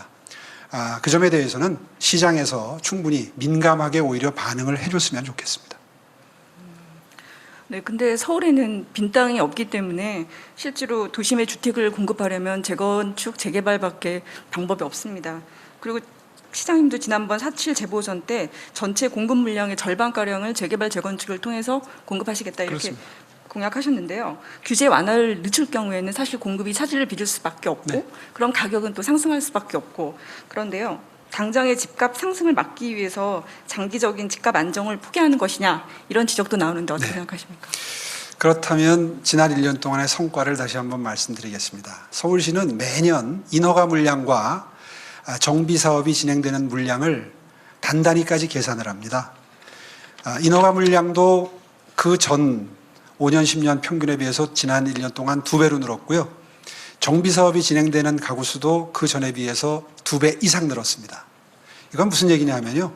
최근에 신중론을 펴는 것과는 별개로 이미 시장에서는 실질적인 변화가 시작이 됐고 진행이 된다는 뜻입니다. 제가 이번에 신중론을 피력한 것은 53개 재개발, 재건축 지역의 속도를 늦추겠다는 뜻은 전혀 아닙니다. 거기는 이제 들어가면 재산 증식 효과를 누릴 수가 없어요. 이미 그 기준 시점이 지났기 때문에 그게 작년 9월이거든요. 9월 이전에 투자한 분들만 재산적인 이득을 취할 수 있습니다. 그리고 작년에 연말에 21군데의 재개발 지역을 지정하면서 앞으로 지정될 가능성이 있는 곳까지도 올해 1월을 기준으로 재산 증식이 불가능하도록 묶어놨기 때문에 지금 거기 있는 집 사봐야 재산 증식 안 됩니다. 그거 투기 생각하는 사람들은 다 알고 있어요. 그러니까 속도 조절론을 편다고 해서 시장에 진행되는 물량에 영향은 없다. 그리고 투기도 어느 정도는 잠재울 수 있습니다. 다만 이 자리가 관훈 클럽이니까 한 가지 꼭 부탁의 말씀, 도움을 청하고 싶은 부분이 있다면 전 세계 어느 나라도 하루 단위로 신고가가 나왔다, 얼마가 올랐다고 보도하는 나라는 없습니다. 주식 중계 방송 하듯이 매일매일 주가지수의 변동, 개별 종목의 변동, 이거 중계 방송 하듯이 부동산 압구정동에 몇 억이 올랐다 이렇게 보도하는 나라는 없습니다. 그래서 제가 이번에 다시 재선이 되면 서울시가 국토부에 건의를 해서 적어도 부동산만큼은 국가적인 공감대를 만들어서 법을 제정해서 부동산 가격 변경 지수에 관한 한 최소한 한 달 정도를 묶어서 동단위로 부동산 가격 변동을 발표하자. 그렇게 해도 소비자들이 판단하는데 전혀 정보 전달에 문제가 없다. 이런 제안을 한번 해볼 생각입니다. 그렇게 해서라도 이 부동산 광풍을 잠재워야죠. 그렇지 않으면 계속해서 몇 억 오른 거 거래 사실 하나 때문에 거래가 흔들리고 불안정해지는 이런 일은 앞으로도 반복이 될 겁니다. 이건 떨어질 때도 마찬가지거든요. 한번 통촉해 주십시오. 네, 어제 관훈 토론회에서 송영길 후보께서 음마아파트 재건축에 대해서 거주민의 50%가 임차인이라면서 용적률을 풀어주면서 임차인이 재정착할수록 도와주겠다 이런 방안을 발표하셨는데요. 실현 가능성이 있는 방안이라고 보시는지, 그리고 한 가지 더 여쭤보면은 이게 서울시가 규제를 푼다고 해도 사실상 재건축 규제의 상당 부분이 중앙 정부나 국회의 소관이기 때문에 재건축 추진에 한계가 있을 수밖에 없거든요. 시장님이 당선되시면 어떻게 음마아파트가 임기 내에 재건축될 수 있다고 보십니까? 개별 아파트 사례에 대해서 언급하는 게 사실 시장에 주는 영향이 음마아파트는 워낙 비중이 큰 아파트 단지이기 때문에 바람직할까 하는 생각을 합니다. 선거 때니까 다급하니까 개별 단지 이야기를 용적률까지 언급하면서 송 후보께서 하셨다고 이해는 합니다만은 바람직하지는 않다 하는 점을 분명히 지적하면서 답변드리겠습니다. 용적률을 250%로 올리게 되면 물량이 늘어나죠. 그 늘어나는 250%의 물량의 일정 퍼센테이지를 임대인에게 어떤 형태로든 혜택을 주겠다, 이런 답변이셨던 걸로 저는 이해합니다. 그렇죠? 그게 얼마나 큰 부작용과 역기능을 가져올지 한번 잘 생각을 해보면, 1분만 생각을 해보면 알 수 있습니다. 그러면 송영길 후보가 시장이 될 가능성이 높아진다든가 당선되시게 되면 전부 음마아파트에 임대 들어가려고 줄 서겠네요. 그럼 거기 올라가겠네요, 가격이. 그러면 강남 지역 전체 전셋값이 같이 올라가지 않겠습니까? 쉽게 얘기해서 저는 뭐 용적률 얼마 주고 이런 거 안 따지겠습니다. 간단하지 않습니까? 그분 공약 중에 그런 게 많습니다. 언뜻 들으면 굉장히 많은 혜택을 그 유권자들에게 드리는 것 같지만 잠시 한 번만 더 고개를 갸우뚱하고 생각해 보면 엄청난 부작용을 양산하는 정책들을 지금 계속 내놓고 계세요.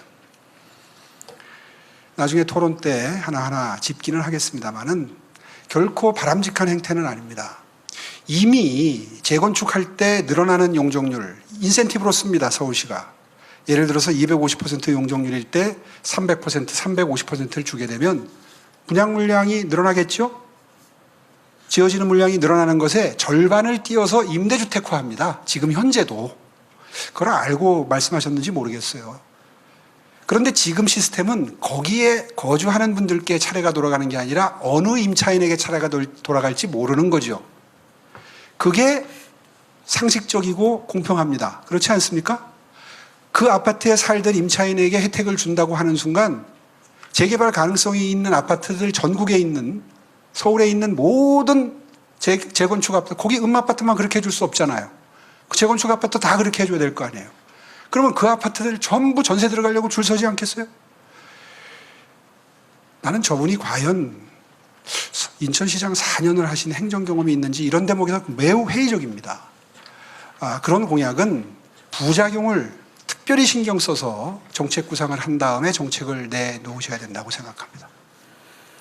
네. 지난 5년간 서울 전셋값이 50% 가까이 폭등했습니다.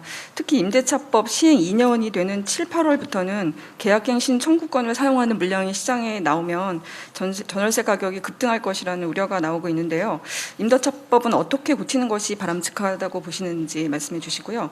그리고 전셋값이 감당 안 돼서 서울에서 밀려나는 사람들도 많은데 임대시장 안정 대책으로 준비하고 계신 게 있으신지요? 예, 일단 지금 다가오고 있는 올 7, 8월 정말 걱정이 됩니다. 개정된 임대차법이 시행되고 2년이 다가오고 있는데요. 어떤 일이 벌어질지 정말 우려가 크고요. 그래서 제가 이번에 후보 등록하면서 시장 자격이 정지가 됐는데요. 그 직전에 마지막 관심을 가지고 준비를 했던 것이 바로 그 대책이었습니다. 서울시가 세울 수 있는 대책은 갑자기 보증금이 뛰는 경우에 대책 없이 밀려날 수밖에 없는 분들이 결국은 대출을 받게 될 텐데 그때 대출 이자를 서울시가 도와드리는 정도 정도가 일단은 현실적으로 가능한 지원책이라서 일단 그것을 비롯해서 몇 가지 발표를 했습니다. 앞으로 이런 지역의 경우에는 이런 일이 벌어질 거다. 예측 가능한 동네들이 있습니다. 그건 왜 그러냐 하면 임대차법이 개정되면서 신고하도록 하지 않았습니까? 그래서 어느 지역에 그 시절에 임대를 연장했던 분들의 숫자, 그러니까 다시 말해서 예상되는 불이익을 갑작스러운 그 보증금 상승, 월세 상승이 예측되는 동네들이 있고 그 동네의 비율이 다 예측이 가능합니다. 지금은. 그래서 그것을 정보를 전부 공개해서 그 정보를 활용해서 불측의 당혹스러운 상황을 피해 가실 수 있도록 정보를 제공한다든가 하는 뭐 이자 지원을 비롯해서 몇 가지 대책을 이미 발표를 했습니다. 그것이 서울시가 마련한 대책이고요. 두 번째 질문은 임대차법을 그러면 어떻게 바꿔야 되느냐 하는 질문도 하셨는데요. 저는 마음 같아서는 많이 바꾸고 싶지만 이미 시장 질서가 형성된 상태에서 또다시 큰 틀에서의 개정에 손을 대는 것은 또 단기적인 혼란을 분명히 가져올 겁니다. 그래서 굉장히 생각이 복잡해졌습니다. 사실 저도 개인적으로는 굉장히 힘든 경험을 최근에 했습니다. 저도 광진구에 전세를 사는데요. 집주인이 나가라 그러더라고요. 그래서 올려드리겠습니다. 액수를 말씀해 주세요. 그랬더니 아예 그냥 나가세요. 제가 들어올 겁니다. 들어오신다고 그러는 데는 방법이 없잖아요. 그래서 결국은 이제 다른 집을 구했는데 평수를 줄였는데도 3억이 올랐습니다. 전세 보증금이. 이런 분들이 앞으로 생긴다는 거예요. 이런 거에 대해서는 그리고 동일 아파트 단지 내에서 이중 가격이 형성되는 건 다 알고 계시고요. 이런 거를 해소할 수 있는 방안 정도는 마련을 해야 됩니다. 그런데 2년 전에 만들어진 임대차법이 많은 부작용을 만들어냈다고 해서 지금 또 큰 틀에서의 변화를 모색한다 그러면 거기서 생기는 부작용도 만만치 않을 것이기 때문에 그 점에 대해서는 충분한 시뮬레이션을 해서 항상 정책을 펼 때는 부작용을 먼저 따져봐야 되는데 그 부작용을 신중하게 검토를 해야 될 것 같습니다. 네, 그리고 타워팰리스 같은 임대 아파트를 짓겠다라고 공약을 하셨는데요. 열악한 임대 아파트의 품질은 당연히 높여야 되지만 고급화하면 공사비 상승이 불가피합니다. 지금 1만 2천 가구를 공급한다는 둔촌 주공 같은 경우에도 자재값 인상 때문에 지금 공사가 중단된 지 한 달이 됐습니다. 이런 상황에서 임대주택 고급화가 가능하다고 보시는지, 그리고 임대료가 상승하면 서민들이 부담이 커질 거라는 그런 지적도 나오는데 어떻게 생각하십니까? 참 좋은 질문을 해주셨습니다. 당연히 나올 수 있는 우려고요. 그런 질문을 많이 받았습니다. 이건 의지의 문제입니다. 대한민국의 임대 아파트는 사는 거를 숨기고 싶은 주택입니다. 그래서 오죽하면 임대주택이라는 이름 자체를 공공주택으로 바꿔도 봤습니다. 네, 의사소통이 잘 안 되는 단점이 있습니다. 그래서 결심했습니다. 앞으로 대한민국의 임대주택은, 특히 서울의 임대주택은 고품질화 됩니다. 브랜드 아파트라고 있죠. 그 브랜드 아파트 수준으로 자재를 똑같이 고품질화합니다. 그렇게 해서 임대주택 산다는 게 조금도 부끄러움이 되지 않는 서울시를 만들겠습니다. 그것이 서울형 고품질 임대주택 정책입니다. 서울시에는 약 27만 가구의 서울시가 공급하는 임대주택에 거주하는 분들이 계십니다. 저는 이분들이야말로 주거복지에 가장 큰 혜택을 받으셔야 되는 분들이라고 생각하고요. 또 흔들림이 없습니다. 다만 임대료 상승 문제를 걱정하시는데 걱정하지 않으셔도 됩니다. 왜냐하면 과거에는 평수 기준으로 임대료를 산정했습니다. 이제 제도가 바뀌어서 소득 연동형으로 바뀌었습니다. 임대주택에 들어가신다고 해서 다 극빈자 아닙니다. 중산층에 가까운 분들도 계시거든요. 더군다나 앞으로 임대주택의 기능은 청년, 신혼부부들에게 더 많은 물량이 가야 됩니다. 임대주택의 이미지를, 브랜드를 바꾸지 않고는 그 작업이 순조롭게 진행될 수가 없습니다. 그래서 소득 연동형으로 바꾸었고요. 그렇기 때문에 상승되는 부분에 대해서는 부담을 하셔야 되는데 문제는 뭐냐 하면 서울시가 그거를 감당할 수 있을 정도의 여력은 된다는 겁니다. 의지의 문제지. 왜냐하면 제가 10년 전에 장기 전세주택을 도입을 했는데요. 이게 지금까지 공급된 게 3만 3천 가구입니다. 처음에 만들 때 7조 정도 투자했는데 지금 그 가액이 32조까지 올라와 있습니다. 앞으로 이루어지는 임대주택 사업에 투자할 수 있는 여력은 SH공사에 충분히 축적돼 있습니다. 이번에 김원동 사장이 가셔서 그걸 전부 공개해버렸습니다. 얼마나 가지고 있는지. 그동안 SH공사가 맨날 적자난다고 엄살 부렸거든요. 그때마다 제가 페이스북을 썼습니다. 그때 장기전세주택 지금 그대로 갖고 있는데 그거 왜 빼냐. 다 공개했습니다. 앞으로 주거 형편이 어려운 분들 보듬는 임대주택을 리모델링 한다거나 새로 짓는데 비용이 드는 것은 그 축적된 자본으로 충분히 가능하고도 남습니다. 또 커뮤니티 시설을 고급화한다, 타워팰리스처럼 짓는다, 수영장 넣고 독서실 넣고 옥상공원 한다 그러니까 관리비 늘어날 거 걱정하세요? 지역사회 오픈할 겁니다. 이용료 받을 겁니다. 그렇게 하면 충분히 상생하는 분위기에서 고급 아파트 만들 수 있다. 자신 있다.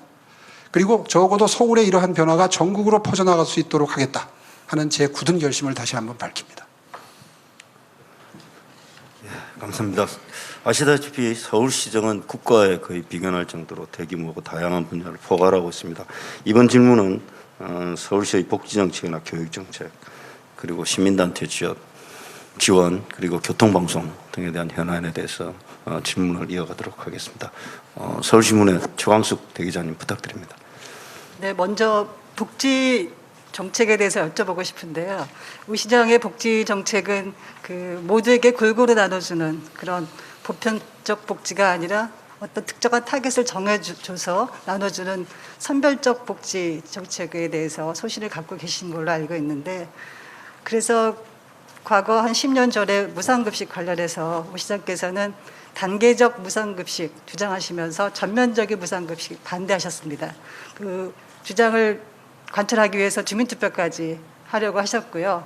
근데 시간이 지나서 10년이 됐는데 우 시장께서는 지금 청년교통수당이라는 현금성 지원 사업을 이제 하고 계시는데, 그 시민들이 좀 어리둥절하는 분들이 좀 계셔요. 아, 우 시장의 그 복지 행보, 복지 철학, 복지 소신이 10년 강산이 변하면서 바뀐 거냐, 어떤 거냐 궁금해하시는 분이 많은데 답변 주시기 바랍니다. 예, 참 그 질문이 나올 걸 예상을 했었습니다. 사실 이상을 추구해야 되지만 정치인은 늘 현실에 발을 딛고 이상을 추구해야 되지요. 그렇지 않으면 정치인으로서 생존이 되지 않습니다.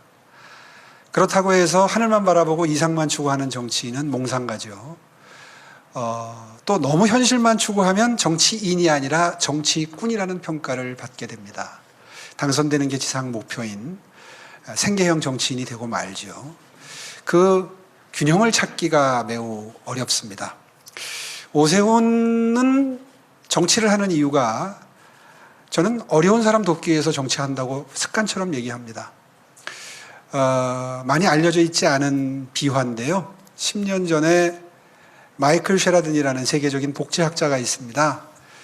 개인 발달 계좌라고 해서 미래형 복지 정책을 창안하신 아주 유명한 복지 전문가인데요. 그분이 저하고 1시간 동안 지상 대담을 하고 나서 나가면서 혼잣말로 우리 복지국장한테 Your mayor is crazy about welfare. 당신네 시장 아니요 복지에 미쳤구만. 이런 얘기를 하고 자리를 떴다는 이야기가 회자된 적이 있습니다. 저는 정치인 오세훈의 존재의 이유는 세계 10위권의 경제 대국으로 성장한 대한민국의 발전의 그늘에 가려진 소외되고 어려운 분들 잘 보듬고 챙기는 것이 본령이라고 생각합니다. 저의 존재의 이유라고 생각합니다. 그렇게 해서 만들어진 것이 10년 전에 서울시에서 그물망 복지였습니다. 서울형 그물망 복지. 처음 듣는 분들도 많으실 거예요. 근데 이건 복지하는 분들한테는 아주 유명한 이야기입니다. 서울형 그물망 복지는 이렇습니다. 저소득층, 장애인, 어르신, 아동 청소년, 여성, 약자로 분류될 수 있는 분들을 가로축으로 하고 주거복지, 생계복지, 교육복지, 의료복지, 문화복지 이걸 가로 세로 축으로 만들어서 촘촘히 그물망처럼 일정 소득 수준이 안 되는 분들은 모두 다 이 발전의 혜택을 누리겠다고 하는 저의 강력한 의지가 실린 복지의 종합 체계였습니다. 제가 무상급식에 과민한 반응을 보였던 이유는 제가 세웠던 이 하우상박의 완비된 복지체계가 무상급식 하나로 무너지기 때문입니다. 그래서 제가 그렇게 크게 반발했던 것이고요. 그래서 아시다시피 10년 세월, 각고의 세월을 보냈습니다. 그리고 이제 다시 돌아왔습니다. 이번에 돌아와서 보니까 무상급식이 이제 완전히 정착돼 있더라고요.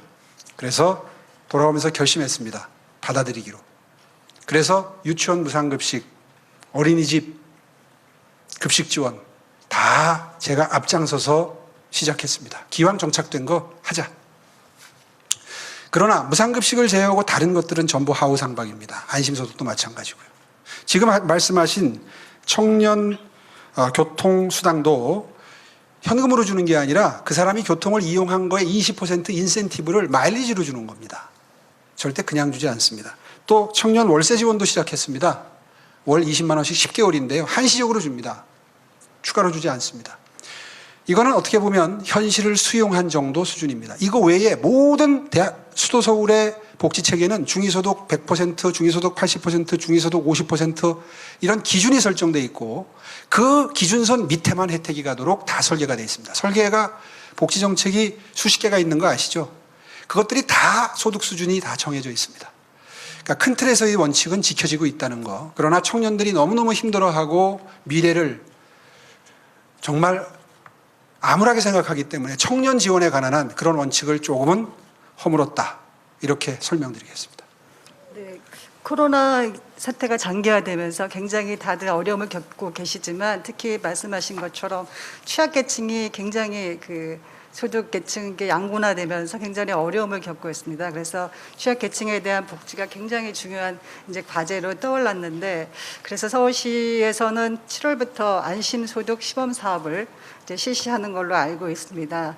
근데 이 안심소득 부분이 시장님도 반드시 이거를 성공시키겠다고 모두 말씀에서 강조를 하셨는데 그 대상이 너무 작은 거예요. 500명밖에 안 되니까 여기에 선정되신 분들은 이거 로또 맞았다라고 말할 수 있습니다. 그래서 이거 역차별 논란이 있는데 이에 대해서는 어떻게 생각을 하십니까? 예, 이제 이게 시범 사업이죠. 3년 예정으로 합니다. 3년씩 할 필요도 사실 없는데 충분히 깊이 있게 하겠다고 합니다. 시범 사업을 하는 취지는 이런 겁니다. 500가구를 올해 선정하고요. 내년에 300가구 선정해서 800가구 하는데 이 가구 외에 1600가구의 비교 집단을 또 선정을 합니다. 이분들은 기존의 기초수급자 제도를 그대로 혜택을 받는 분들입니다. 자, 그러면 어떤 비교가 되느냐? 새로 만든 안심소득 수혜자와 800가구와 기존의 기초수급자들 1600가구의 생활 패턴의 변화, 근로의욕의 변화, 노동환경의 변화, 그리고 실제로 일자리를 찾으러 다니는지 근로의욕의 변화 이런 것들을 복지학자, 심리학자, 사회학자, 통계학자, 경제학자들이 전부 수십 명이 달라붙어서 이분들을 추적조사합니다. 이렇게 해서 기존의 복지제도의 가장 큰 단점인 국가에서 복지 혜택을 받게 되면 근로의욕을 오히려 감퇴시키는 이런 부작용이 가장 큰 문제 아닙니까? 어느 나라든 그것이 가장 큰 문제거든요. 그런데 안심설계는 절묘하게 설계가 되어 있습니다. 이렇게 되어 있습니다. 일을 안 하고 못해서 덜 버는 분들한테 많은 혜택이 가는 게 사실입니다. 하우상박이니까요. 현금 지원이 많이 갑니다. 그런데 재미있게도 본인이 번 거에 비해서 부족한 거를 일정선 밑에를 다 채워주는 게 아니라 50%만 채워줍니다. 그렇게 되면 그래프를 그리면 본인이 번 것과 서울시가 혹은 중앙정부가 도와주는 부분을 합산한 것을 따지면 일을 많이 한 쪽이 몇 푼이라도 더 가져갑니다. 이해가 가시는지 모르겠는데요. 이제 그래프를 보여드리면 쉽게 이해가 가는데 어쨌든 설계가 그렇게 돼 있어서 근로의욕을 상실하는지 이런 시스템 하에 근로의욕이 감퇴되는지를 추적조사하게 됩니다. 저는 성공을 확신합니다. 인간은 이기적인 동물이고요. 한 푼이라도 도움이 되면 일을 합니다. 기초수급자에 한 번 선정되면 그 다음부터 일 안 합니다. 조금이라도 더 벌어서 돈을 벌게 되면 기초수급자에서 탈락하거든요. 그래서 기초수급자 제도는 영원히 그 수혜자를 기초수급자 대열에서 묶어두는 역기능이 너무 큰 그런 부작용이 있거든요. 안심소득은 그런 부작용이 전혀 없습니다. 그래서 추적 조사를 하는 겁니다. 베를린도 소득 실험이 시작됐고 미국의 소득보장 네트워크 10수개 도시가 기본소득, 안심소득, 절충형 이런 걸 실험을 시작했는데요. 그 네트워킹이 전부 함께 협업을 해서 추적조사하기로 했습니다. 세계적인 실험이 서울시에서 시작되는 셈이고요. 저는 욕심이 생겼습니다. 3년 동안 실험하고 그 다음에 평가해서 다음 정부에나 시작할 수 있게 설계가 돼 있었는데요. 윤석열 정부에 2년쯤 지나서 제안을 해볼 생각입니다. 물론 전제는 2년 뒤에 총선에서 승리해야 됩니다. 우리 당이 다수 의석이 되고 난 다음에 윤석열 정부 중반쯤에 제안을 해서 아마 이것을 받아들여 주시게 된다면 역사의 길이 남는 큰 업적이 되지 않을까 싶고요. 그래서 실험 기간을 3년으로 설계한 걸 2년 내에 중요한 결과는 다 나올 수 있도록 좀 서둘러 볼 생각입니다. 그렇게 해서 전 세계 유례 없는 복지 실험이 대한민국 수도 서울에서 성공할 수 있도록 하겠고요. 이게 왜 서울에서 하는 것이 의미가 있느냐 하면 복지학자들이 다른 나라들은 소득 파악이 제대로 되지 않는데요. 우리나라 정도 되니까 일부 자영업자 제외하고는 거의 다 소득 파악이 그 월급 생활자, 봉급 생활자들은 정확하게 되는 셈이고요. 이게 가능한 나라, 그리고 IT가 발전한 나라이기 때문에 실험이 가능하고 매우 정교하게 성공적인 실험을 할 수 있다는 거거든요. 기대해 주십시오. 이 실험이 성공하면 명실공히 제가 1호 공약으로 내놓은 저소득 취약계층 보호 4종 세트, 안심소득, 서울런, 임대아파트 고급화, 의료 지원, 이 네 가지가 대한민국의 복지 시스템을 완전히 바꿔놓게 될 겁니다. 근데 시장님 말씀 그 계획은 좋은데요. 문제는 재원입니다. 예산 문제인데요. 지금 시범 사업을 하니까 소규모로 해서 적은 예산이 들어가지만 전면적으로 확대를 한다. 이렇게 되면 다른 문제거든요. 근로의욕의 상실이다. 이런 부분은 두 번째 문제이고 과연 이거를 지속 가능하게 가져갈 수 있는 복지 사업인가 이 부분에 대해서 굉장히 회의적입니다. 예, 이게 제일 문제죠. 감당 가능하도록 만들 수 있습니다. 결국 재원은 그 수혜자의 폭을 중위소득 100%로 할 거냐, 중위소득 80%로 할 거냐, 중위소득 50%로 할 거냐, 어디를 수혜 대상으로 자르냐에 따라서 재원이 많이 달라지겠죠. 지금 서울시가 소득 실험을 하는 중위소득 85%까지 혜택을 준다고 보고 서울시에서 전면 시행하게 되면 약 7조 정도가 추가로 들어갑니다. 서울시의 1년 예산이 44조입니다. 몇 년 뒤면 금방 50조가 될 텐데요. 복지에 이미 예산의 40~50%가 쓰이고 있습니다. 그리고 하나 중요한 것은 기존의 복지 시스템을 생략하면서 이 제도로 옮겨오는 겁니다. 기존의 제도를 그대로 두고 하는 게 아니라 방금 전에 설명드렸지만 이 제도가 전면 시행되면 기초수급자 제도가 없어지는 거예요. 차상위 계층한테 가는 복지 혜택이 없어지는 겁니다. 가능하겠죠? 그렇게 해서 충분히 복지 예산 자연 증가분 이내로 설계를 하는데 중위소득 50%에서 60% 정도 밑에만 이런 하우상박 도움을 주면 충분히 감당이 가능하고요. 지금 현재로도. 중위소득 한 85%, 100%까지 욕심을 부리면 버겁습니다. 우리 예산 증가 그 추세와 비춰봤을 때. 그런데 그 설정을 중위소득 50으로 할 거냐 85로 할 거냐는 우리의 선택의 문제입니다. 저는 중위소득 50% 정도만 설정해도 기초수급자 차상위제도 커버하고도 남습니다. 그리고 중요한 것은 지금 기초수급자는요, 그 소득계층 밑에 있는 가구에 절반밖에 보호를 못합니다. 복지 사각지대에 있는 가구들이 많아요. 이번에 창신동 모자 돌아가신 거 거기가 다 쓰러져가는 1억 7천만 원짜리 주택 하나 있기 때문에 기초수급자들에서 탈락하면서 그분들이 그런 비참한 죽음을 맞이하신 거거든요. 그런데 만약에 안심소득 같은 이런 제도가 시행이 되면 복지 사각지도가 완전히 사라집니다. 엄청난 실험이 시작되고 있는 겁니다. 네, 그 코로나 이후의 문제를 다시 한번 짚어보고 싶은 게 있는데요. 교육 문제입니다. 코로나 때문에 이제 원격 수업을 하다 보니까 이게 소득 격차에 따라서 학력 격차도 심해지고 또 학력 저하 현상도 전반적으로 나타나고 있어서 교육계가 비상입니다.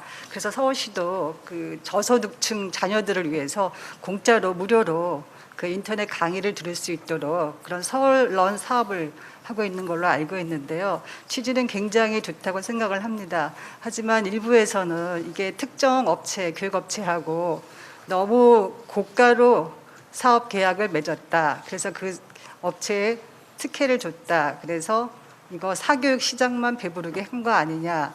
또 반면에 그 교육 효과는 너무 미미하다. 예산이 투입 대비해서 효과는 별로 검증이 되지 않았다라는 비판도 있습니다. 또 특히 이게 인터넷 강의니까 무료로 제공은 하지만 교재비가 너무 비싸다고 학부모들은 아우성입니다. 그래서 뭐 세 과목에 40만 원이라는 얘기도 있는데 이게 배보다 배꼽이 더 큰 사업 아닌가요?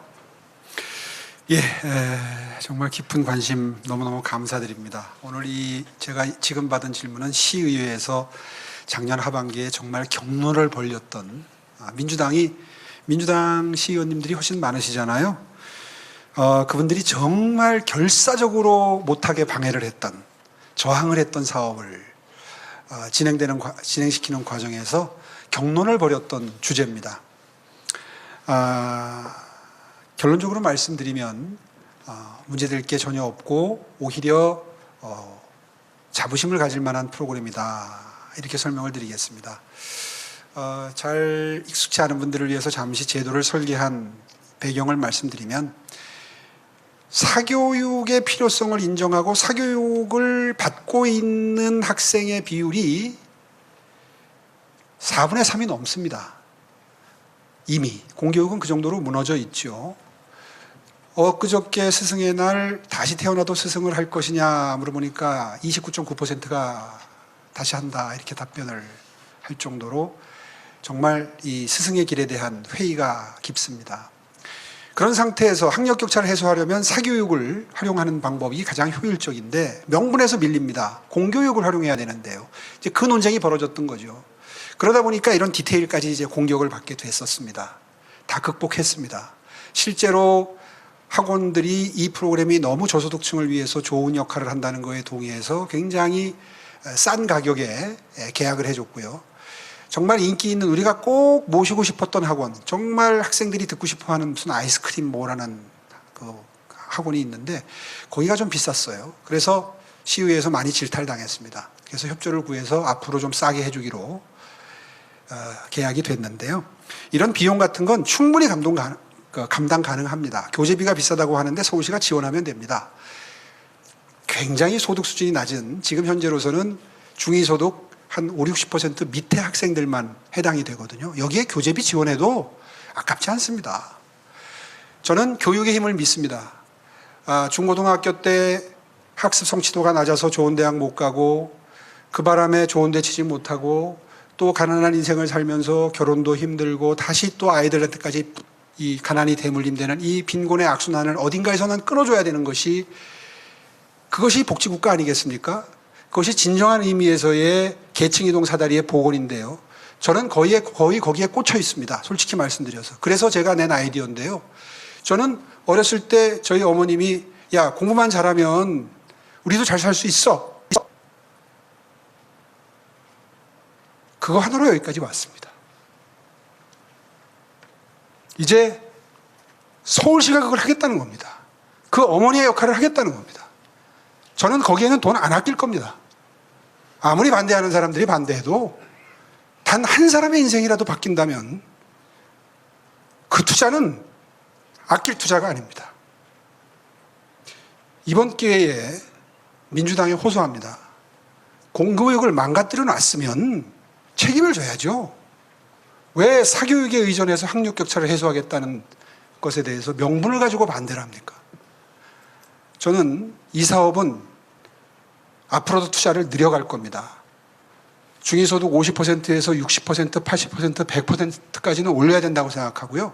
지금 현재 사교육에 돈을 쓰는 고소득층의 경우에는 월 500만 원, 1000만 원도 씁니다. 저소득층은 10만 원도 쓰지 못합니다. 이런 나라가 공평한 나라입니까? 가난에 대물림을 그러면 어떻게 고칠 겁니까? 저는 이 제도 가장 효율적인 제도라고 생각을 하고요. 그런 의미에서 이번에 다시 일할 수 있게 해주신다면 적어도 빈곤의 대물림만큼은 반드시 막아내는 공정서울 만들겠다. 그래서 서울시의 모토가 공정도시, 다시 뛰는 공정도시입니다. 반드시 교육격차 해소 최선을 다하겠습니다. 네, 시장님께서 잠깐만요. 네. 지금 이제 40분이 됐습니다. 한번 말씀을 드렸는데 제가 오세훈 시장 처음 뵌 게 초선 의원 때입니다. 그 이후로 꽤 오랫동안 인연이 있었는데 가끔 그런 말씀 드린 적이 있습니다. 이게 소통이라는 게 결국 처지와 입장이 다른 사람과 마음을 열고 이렇게 이해를 하는 건데 우리 시장님이 너무 이제 똑똑하시고 정보도 많으셔서 항상 상대를 많이 설득을 하시려고 하십니다. 그래서 많이 들으시는 게 정치적으로는 더 도움이 될 때가 있다는 말씀드렸는데 아직 중요한 질문들이 좀 남아있고 또 플로어에서도 질문하고 기다리고 계신 분도 있습니다. 시간은 이미 마감 시간을 지났습니다. 그래서 남아있는 한 서너 개의 질문은 정말 압축적으로 좀 답변해 주시고 알겠습니다. 질문자도 조금 네네. 압축해서 좀 진행을 해주셨습니다. 시장님께서는 지금 우리 사회가 계층 이동 간 사다리가 무너져서 교육에 대해서 굉장히 많은 열의를 갖고 계신 걸로 지금 말씀을 들었습니다. 그래서 그런지 최근에 교통방송을 교육방송으로 재편하겠다고 말씀하셨습니다. 근데 저희 시민들은 교통방송하면 김어준 씨 생각나거든요. 정파적인 어떤 진행으로 굉장히 논란이 많은 프로그램을 진행하고 있는데 이 교육방송으로 재편하는 게 혹시 이렇게 자연스럽게 김어준 프로그램을 정리하는 그런 일거양득의 어떤 효과를 놓으신 거 아닌가 생각도 좀 들고요. 또 지금 이 교통방송을 교육방송으로 하는 부분에 대해서 교육에 대한 열의를 갖고 계신 건 좋지만 이미 EBS가 그 역할을 하고 있습니다. 충분히 하고 있다고 생각되는데 굳이 서울시에서 그 역할을 다시 하는 거는 이거 너무 중복된 거다. 그런 부분에 대해서 어떻게 생각하시는지요? 많은 미래학자들이 앞으로는 평생 교육의 시대가 될 것이다. 이렇게 예측을 합니다. 이른바 노동의 종말 현상이 다가오고 있습니다. 4차 산업혁명 시대 이후에는 대학 교육 받은 거 가지고 평생 먹고 사는 것이 불가능합니다. 그래서 평생 교육이 굉장히 중요하고요. 인생 2모작, 3모작이 매우 중요해지는데 교육방송 역할을 하는 기능이 2개, 3개, 4개 늘어나도 전혀 과잉 공급은 저는 아니라고 생각합니다. 첫째는 그런 생각 때문에 교육방송을 아이디어를 냈는데 시의회 구성 분포가 바뀌게 되면 그 기능에 대해서는 충분히 토론하겠습니다. 그게 교육방송이 될지 뭐가 될지는 충분히 토론을 해서 결정하겠고요. 다만 교통방송의 기능이 다한 것은 분명한 사실이지 않습니까? 요즘에 교통방송 정보 들으면서 운전하는 사람 찾아보기 힘듭니다. 그런 현실을 감안해서 이야기를 한 건데 김어준 씨가 진행하는 방송이 정치 편향 논란에 휩싸여서 자주 선정성의 논란이 되는 바람에 오히려 제 의도가 의심받고 있습니다. 저는 그 부분이 오히려 억울합니다. 어저께도 보니까 TBS 노조에서 마치 방송 탄압이다. 이유가 교양 프로그램 제가 없앤다고 얘기한 적 없는데 교양 프로그램 없애는 거를 전제로 해서 비판을 했어요. 도둑이 재발절인 모양입니다.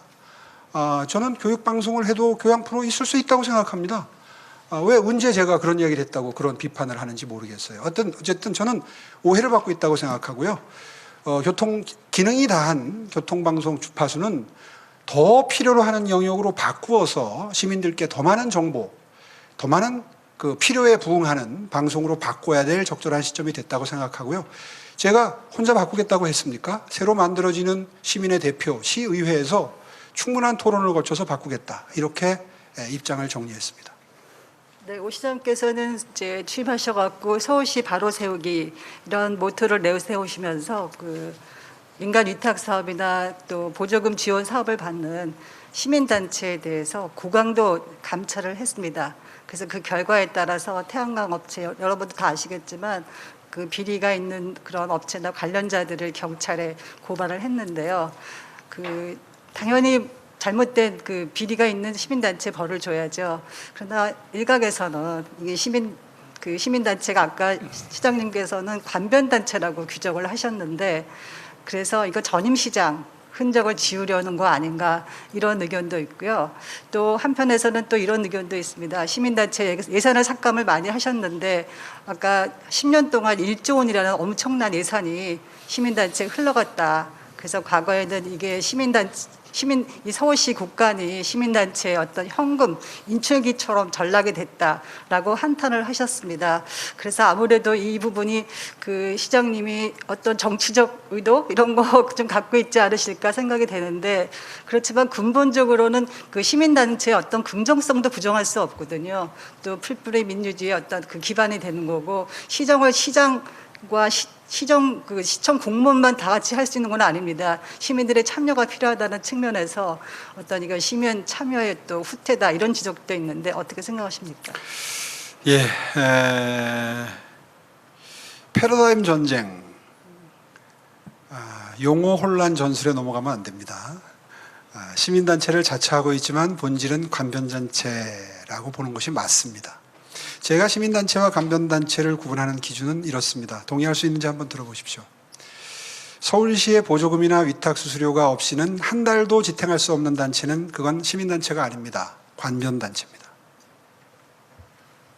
저도 시민단체 출신입니다. 환경운동연합에서 중앙집행위원, 법률상담실장 정말 열심히 했습니다. 당시의 활동가들은 그 나이 또래 다른 직장인들이 받는 돈의 4분의 1, 5분의 1만 받고도 사명감으로 정말 열심히 했습니다.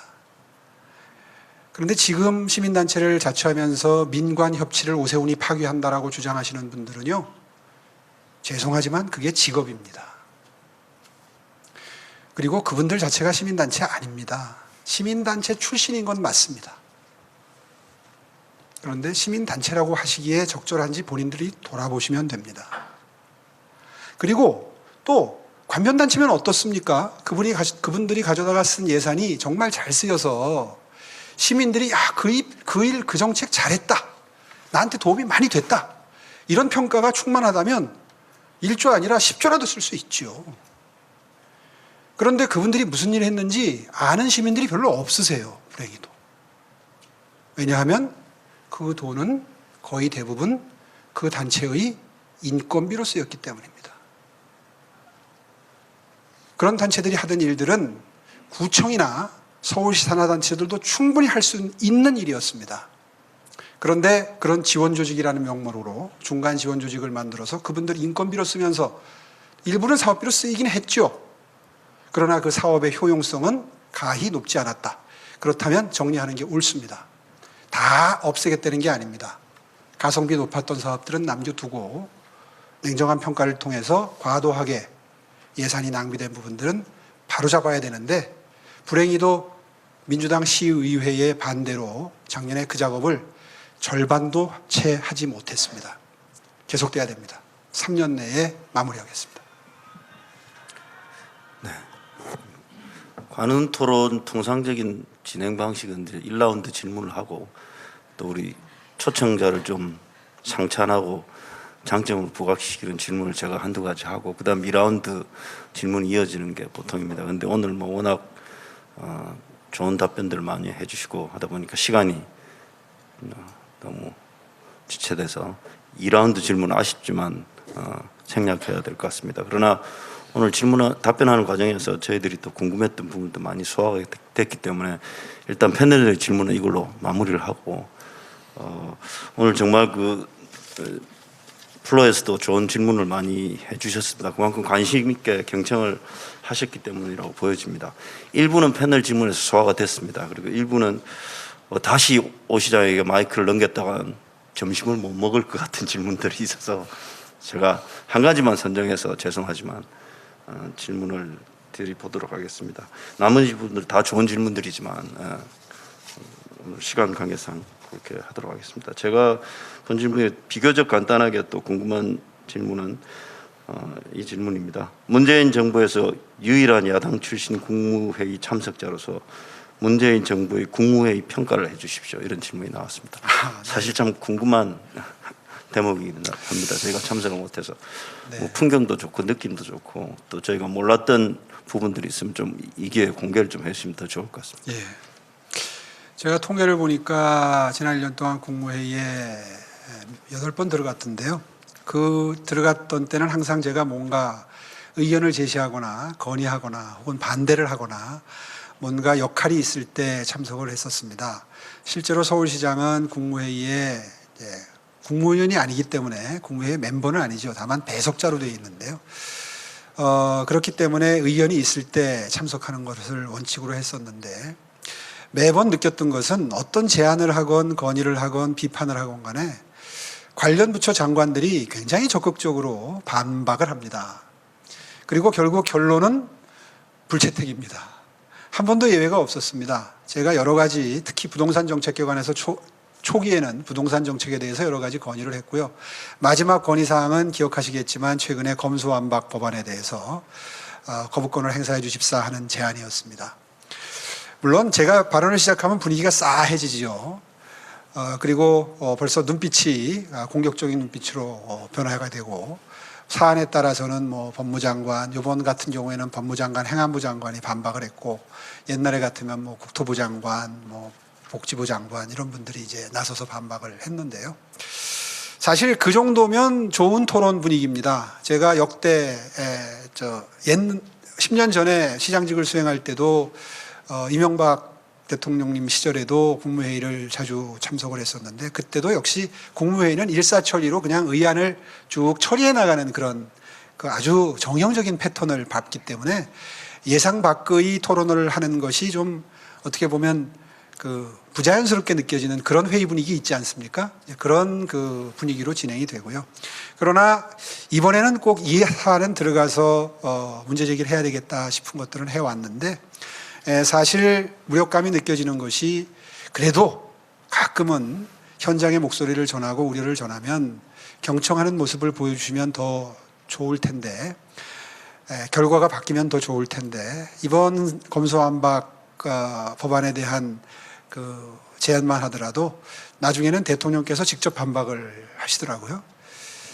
그렇게 되니까 뭐 거기서 뭐 격론을 벌인다는 게 사실 또 더군다나 문재인 정부 마지막 국무회의였습니다.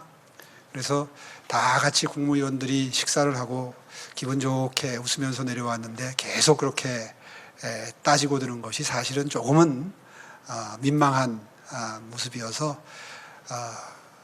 뭐 그냥 그리고 또 제가 했던 그 이야기가 면전에서 하기엔 좀 수위가 높았습니다. 이미 다 보도가 됐지만 그래서 반박 재반박 이렇게 이어지는 논쟁 분위기까지는 가지가 않았었는데요. 앞으로는 국무회의 분위기가 좀 더 토론적인 분위기가 됐으면 하고 바라는 건 분명한 제 바람입니다. 예, 지금 시간이 11시 53분입니다. 13분이 지났습니다. 마지막으로 오세훈 시장님의 마무리 발언을 듣겠는데 이건 30초 안으로 좀 줄일 수 있습니다. 30초요? 예, 이제 서울시가 지난 1년 동안 알토란 같은 준비를 거쳐서 신발끈을 동요해보고 스타트 라인에 섰다고 저는 생각합니다. 정말 많은 전문가분들이 도와주신 내용이 비전 2030에 녹아들어서 하나하나 구체적인 정책으로 마련이 돼서 이제 다 시작되는 시점인데 이러한 미래를 향한 투자가 정책이 또다시 무산되고 무효화되지 않기를 저는 정말 간절히 바랍니다. 계속될 수 있도록 도와주십시오. 열심히 뛰겠습니다. 감사합니다. 네, 14분을 넘겼음에도 불구하고 끝까지 경청해 주신 플로어에 계신 선후배 동료 언론인 여러분 정말 감사드립니다. 아쉬운 것은 좋은 질문 주셨는데 이 답변을 드릴 기회가 없었다는 것 되게 아쉽게 생각합니다. 제가 오세훈 시장에게 부탁해서 이 질문들 전달해서 서면으로든 이렇게 다시 답변을 할 수 있도록 부탁을 드리도록 하겠습니다. 어쨌든 좋은 결과 있기를 기대하면서 오늘 오세훈 국민의힘 서울시장 후보 초청 관훈 토론을 마치도록 하겠습니다. 감사합니다. 고맙습니다.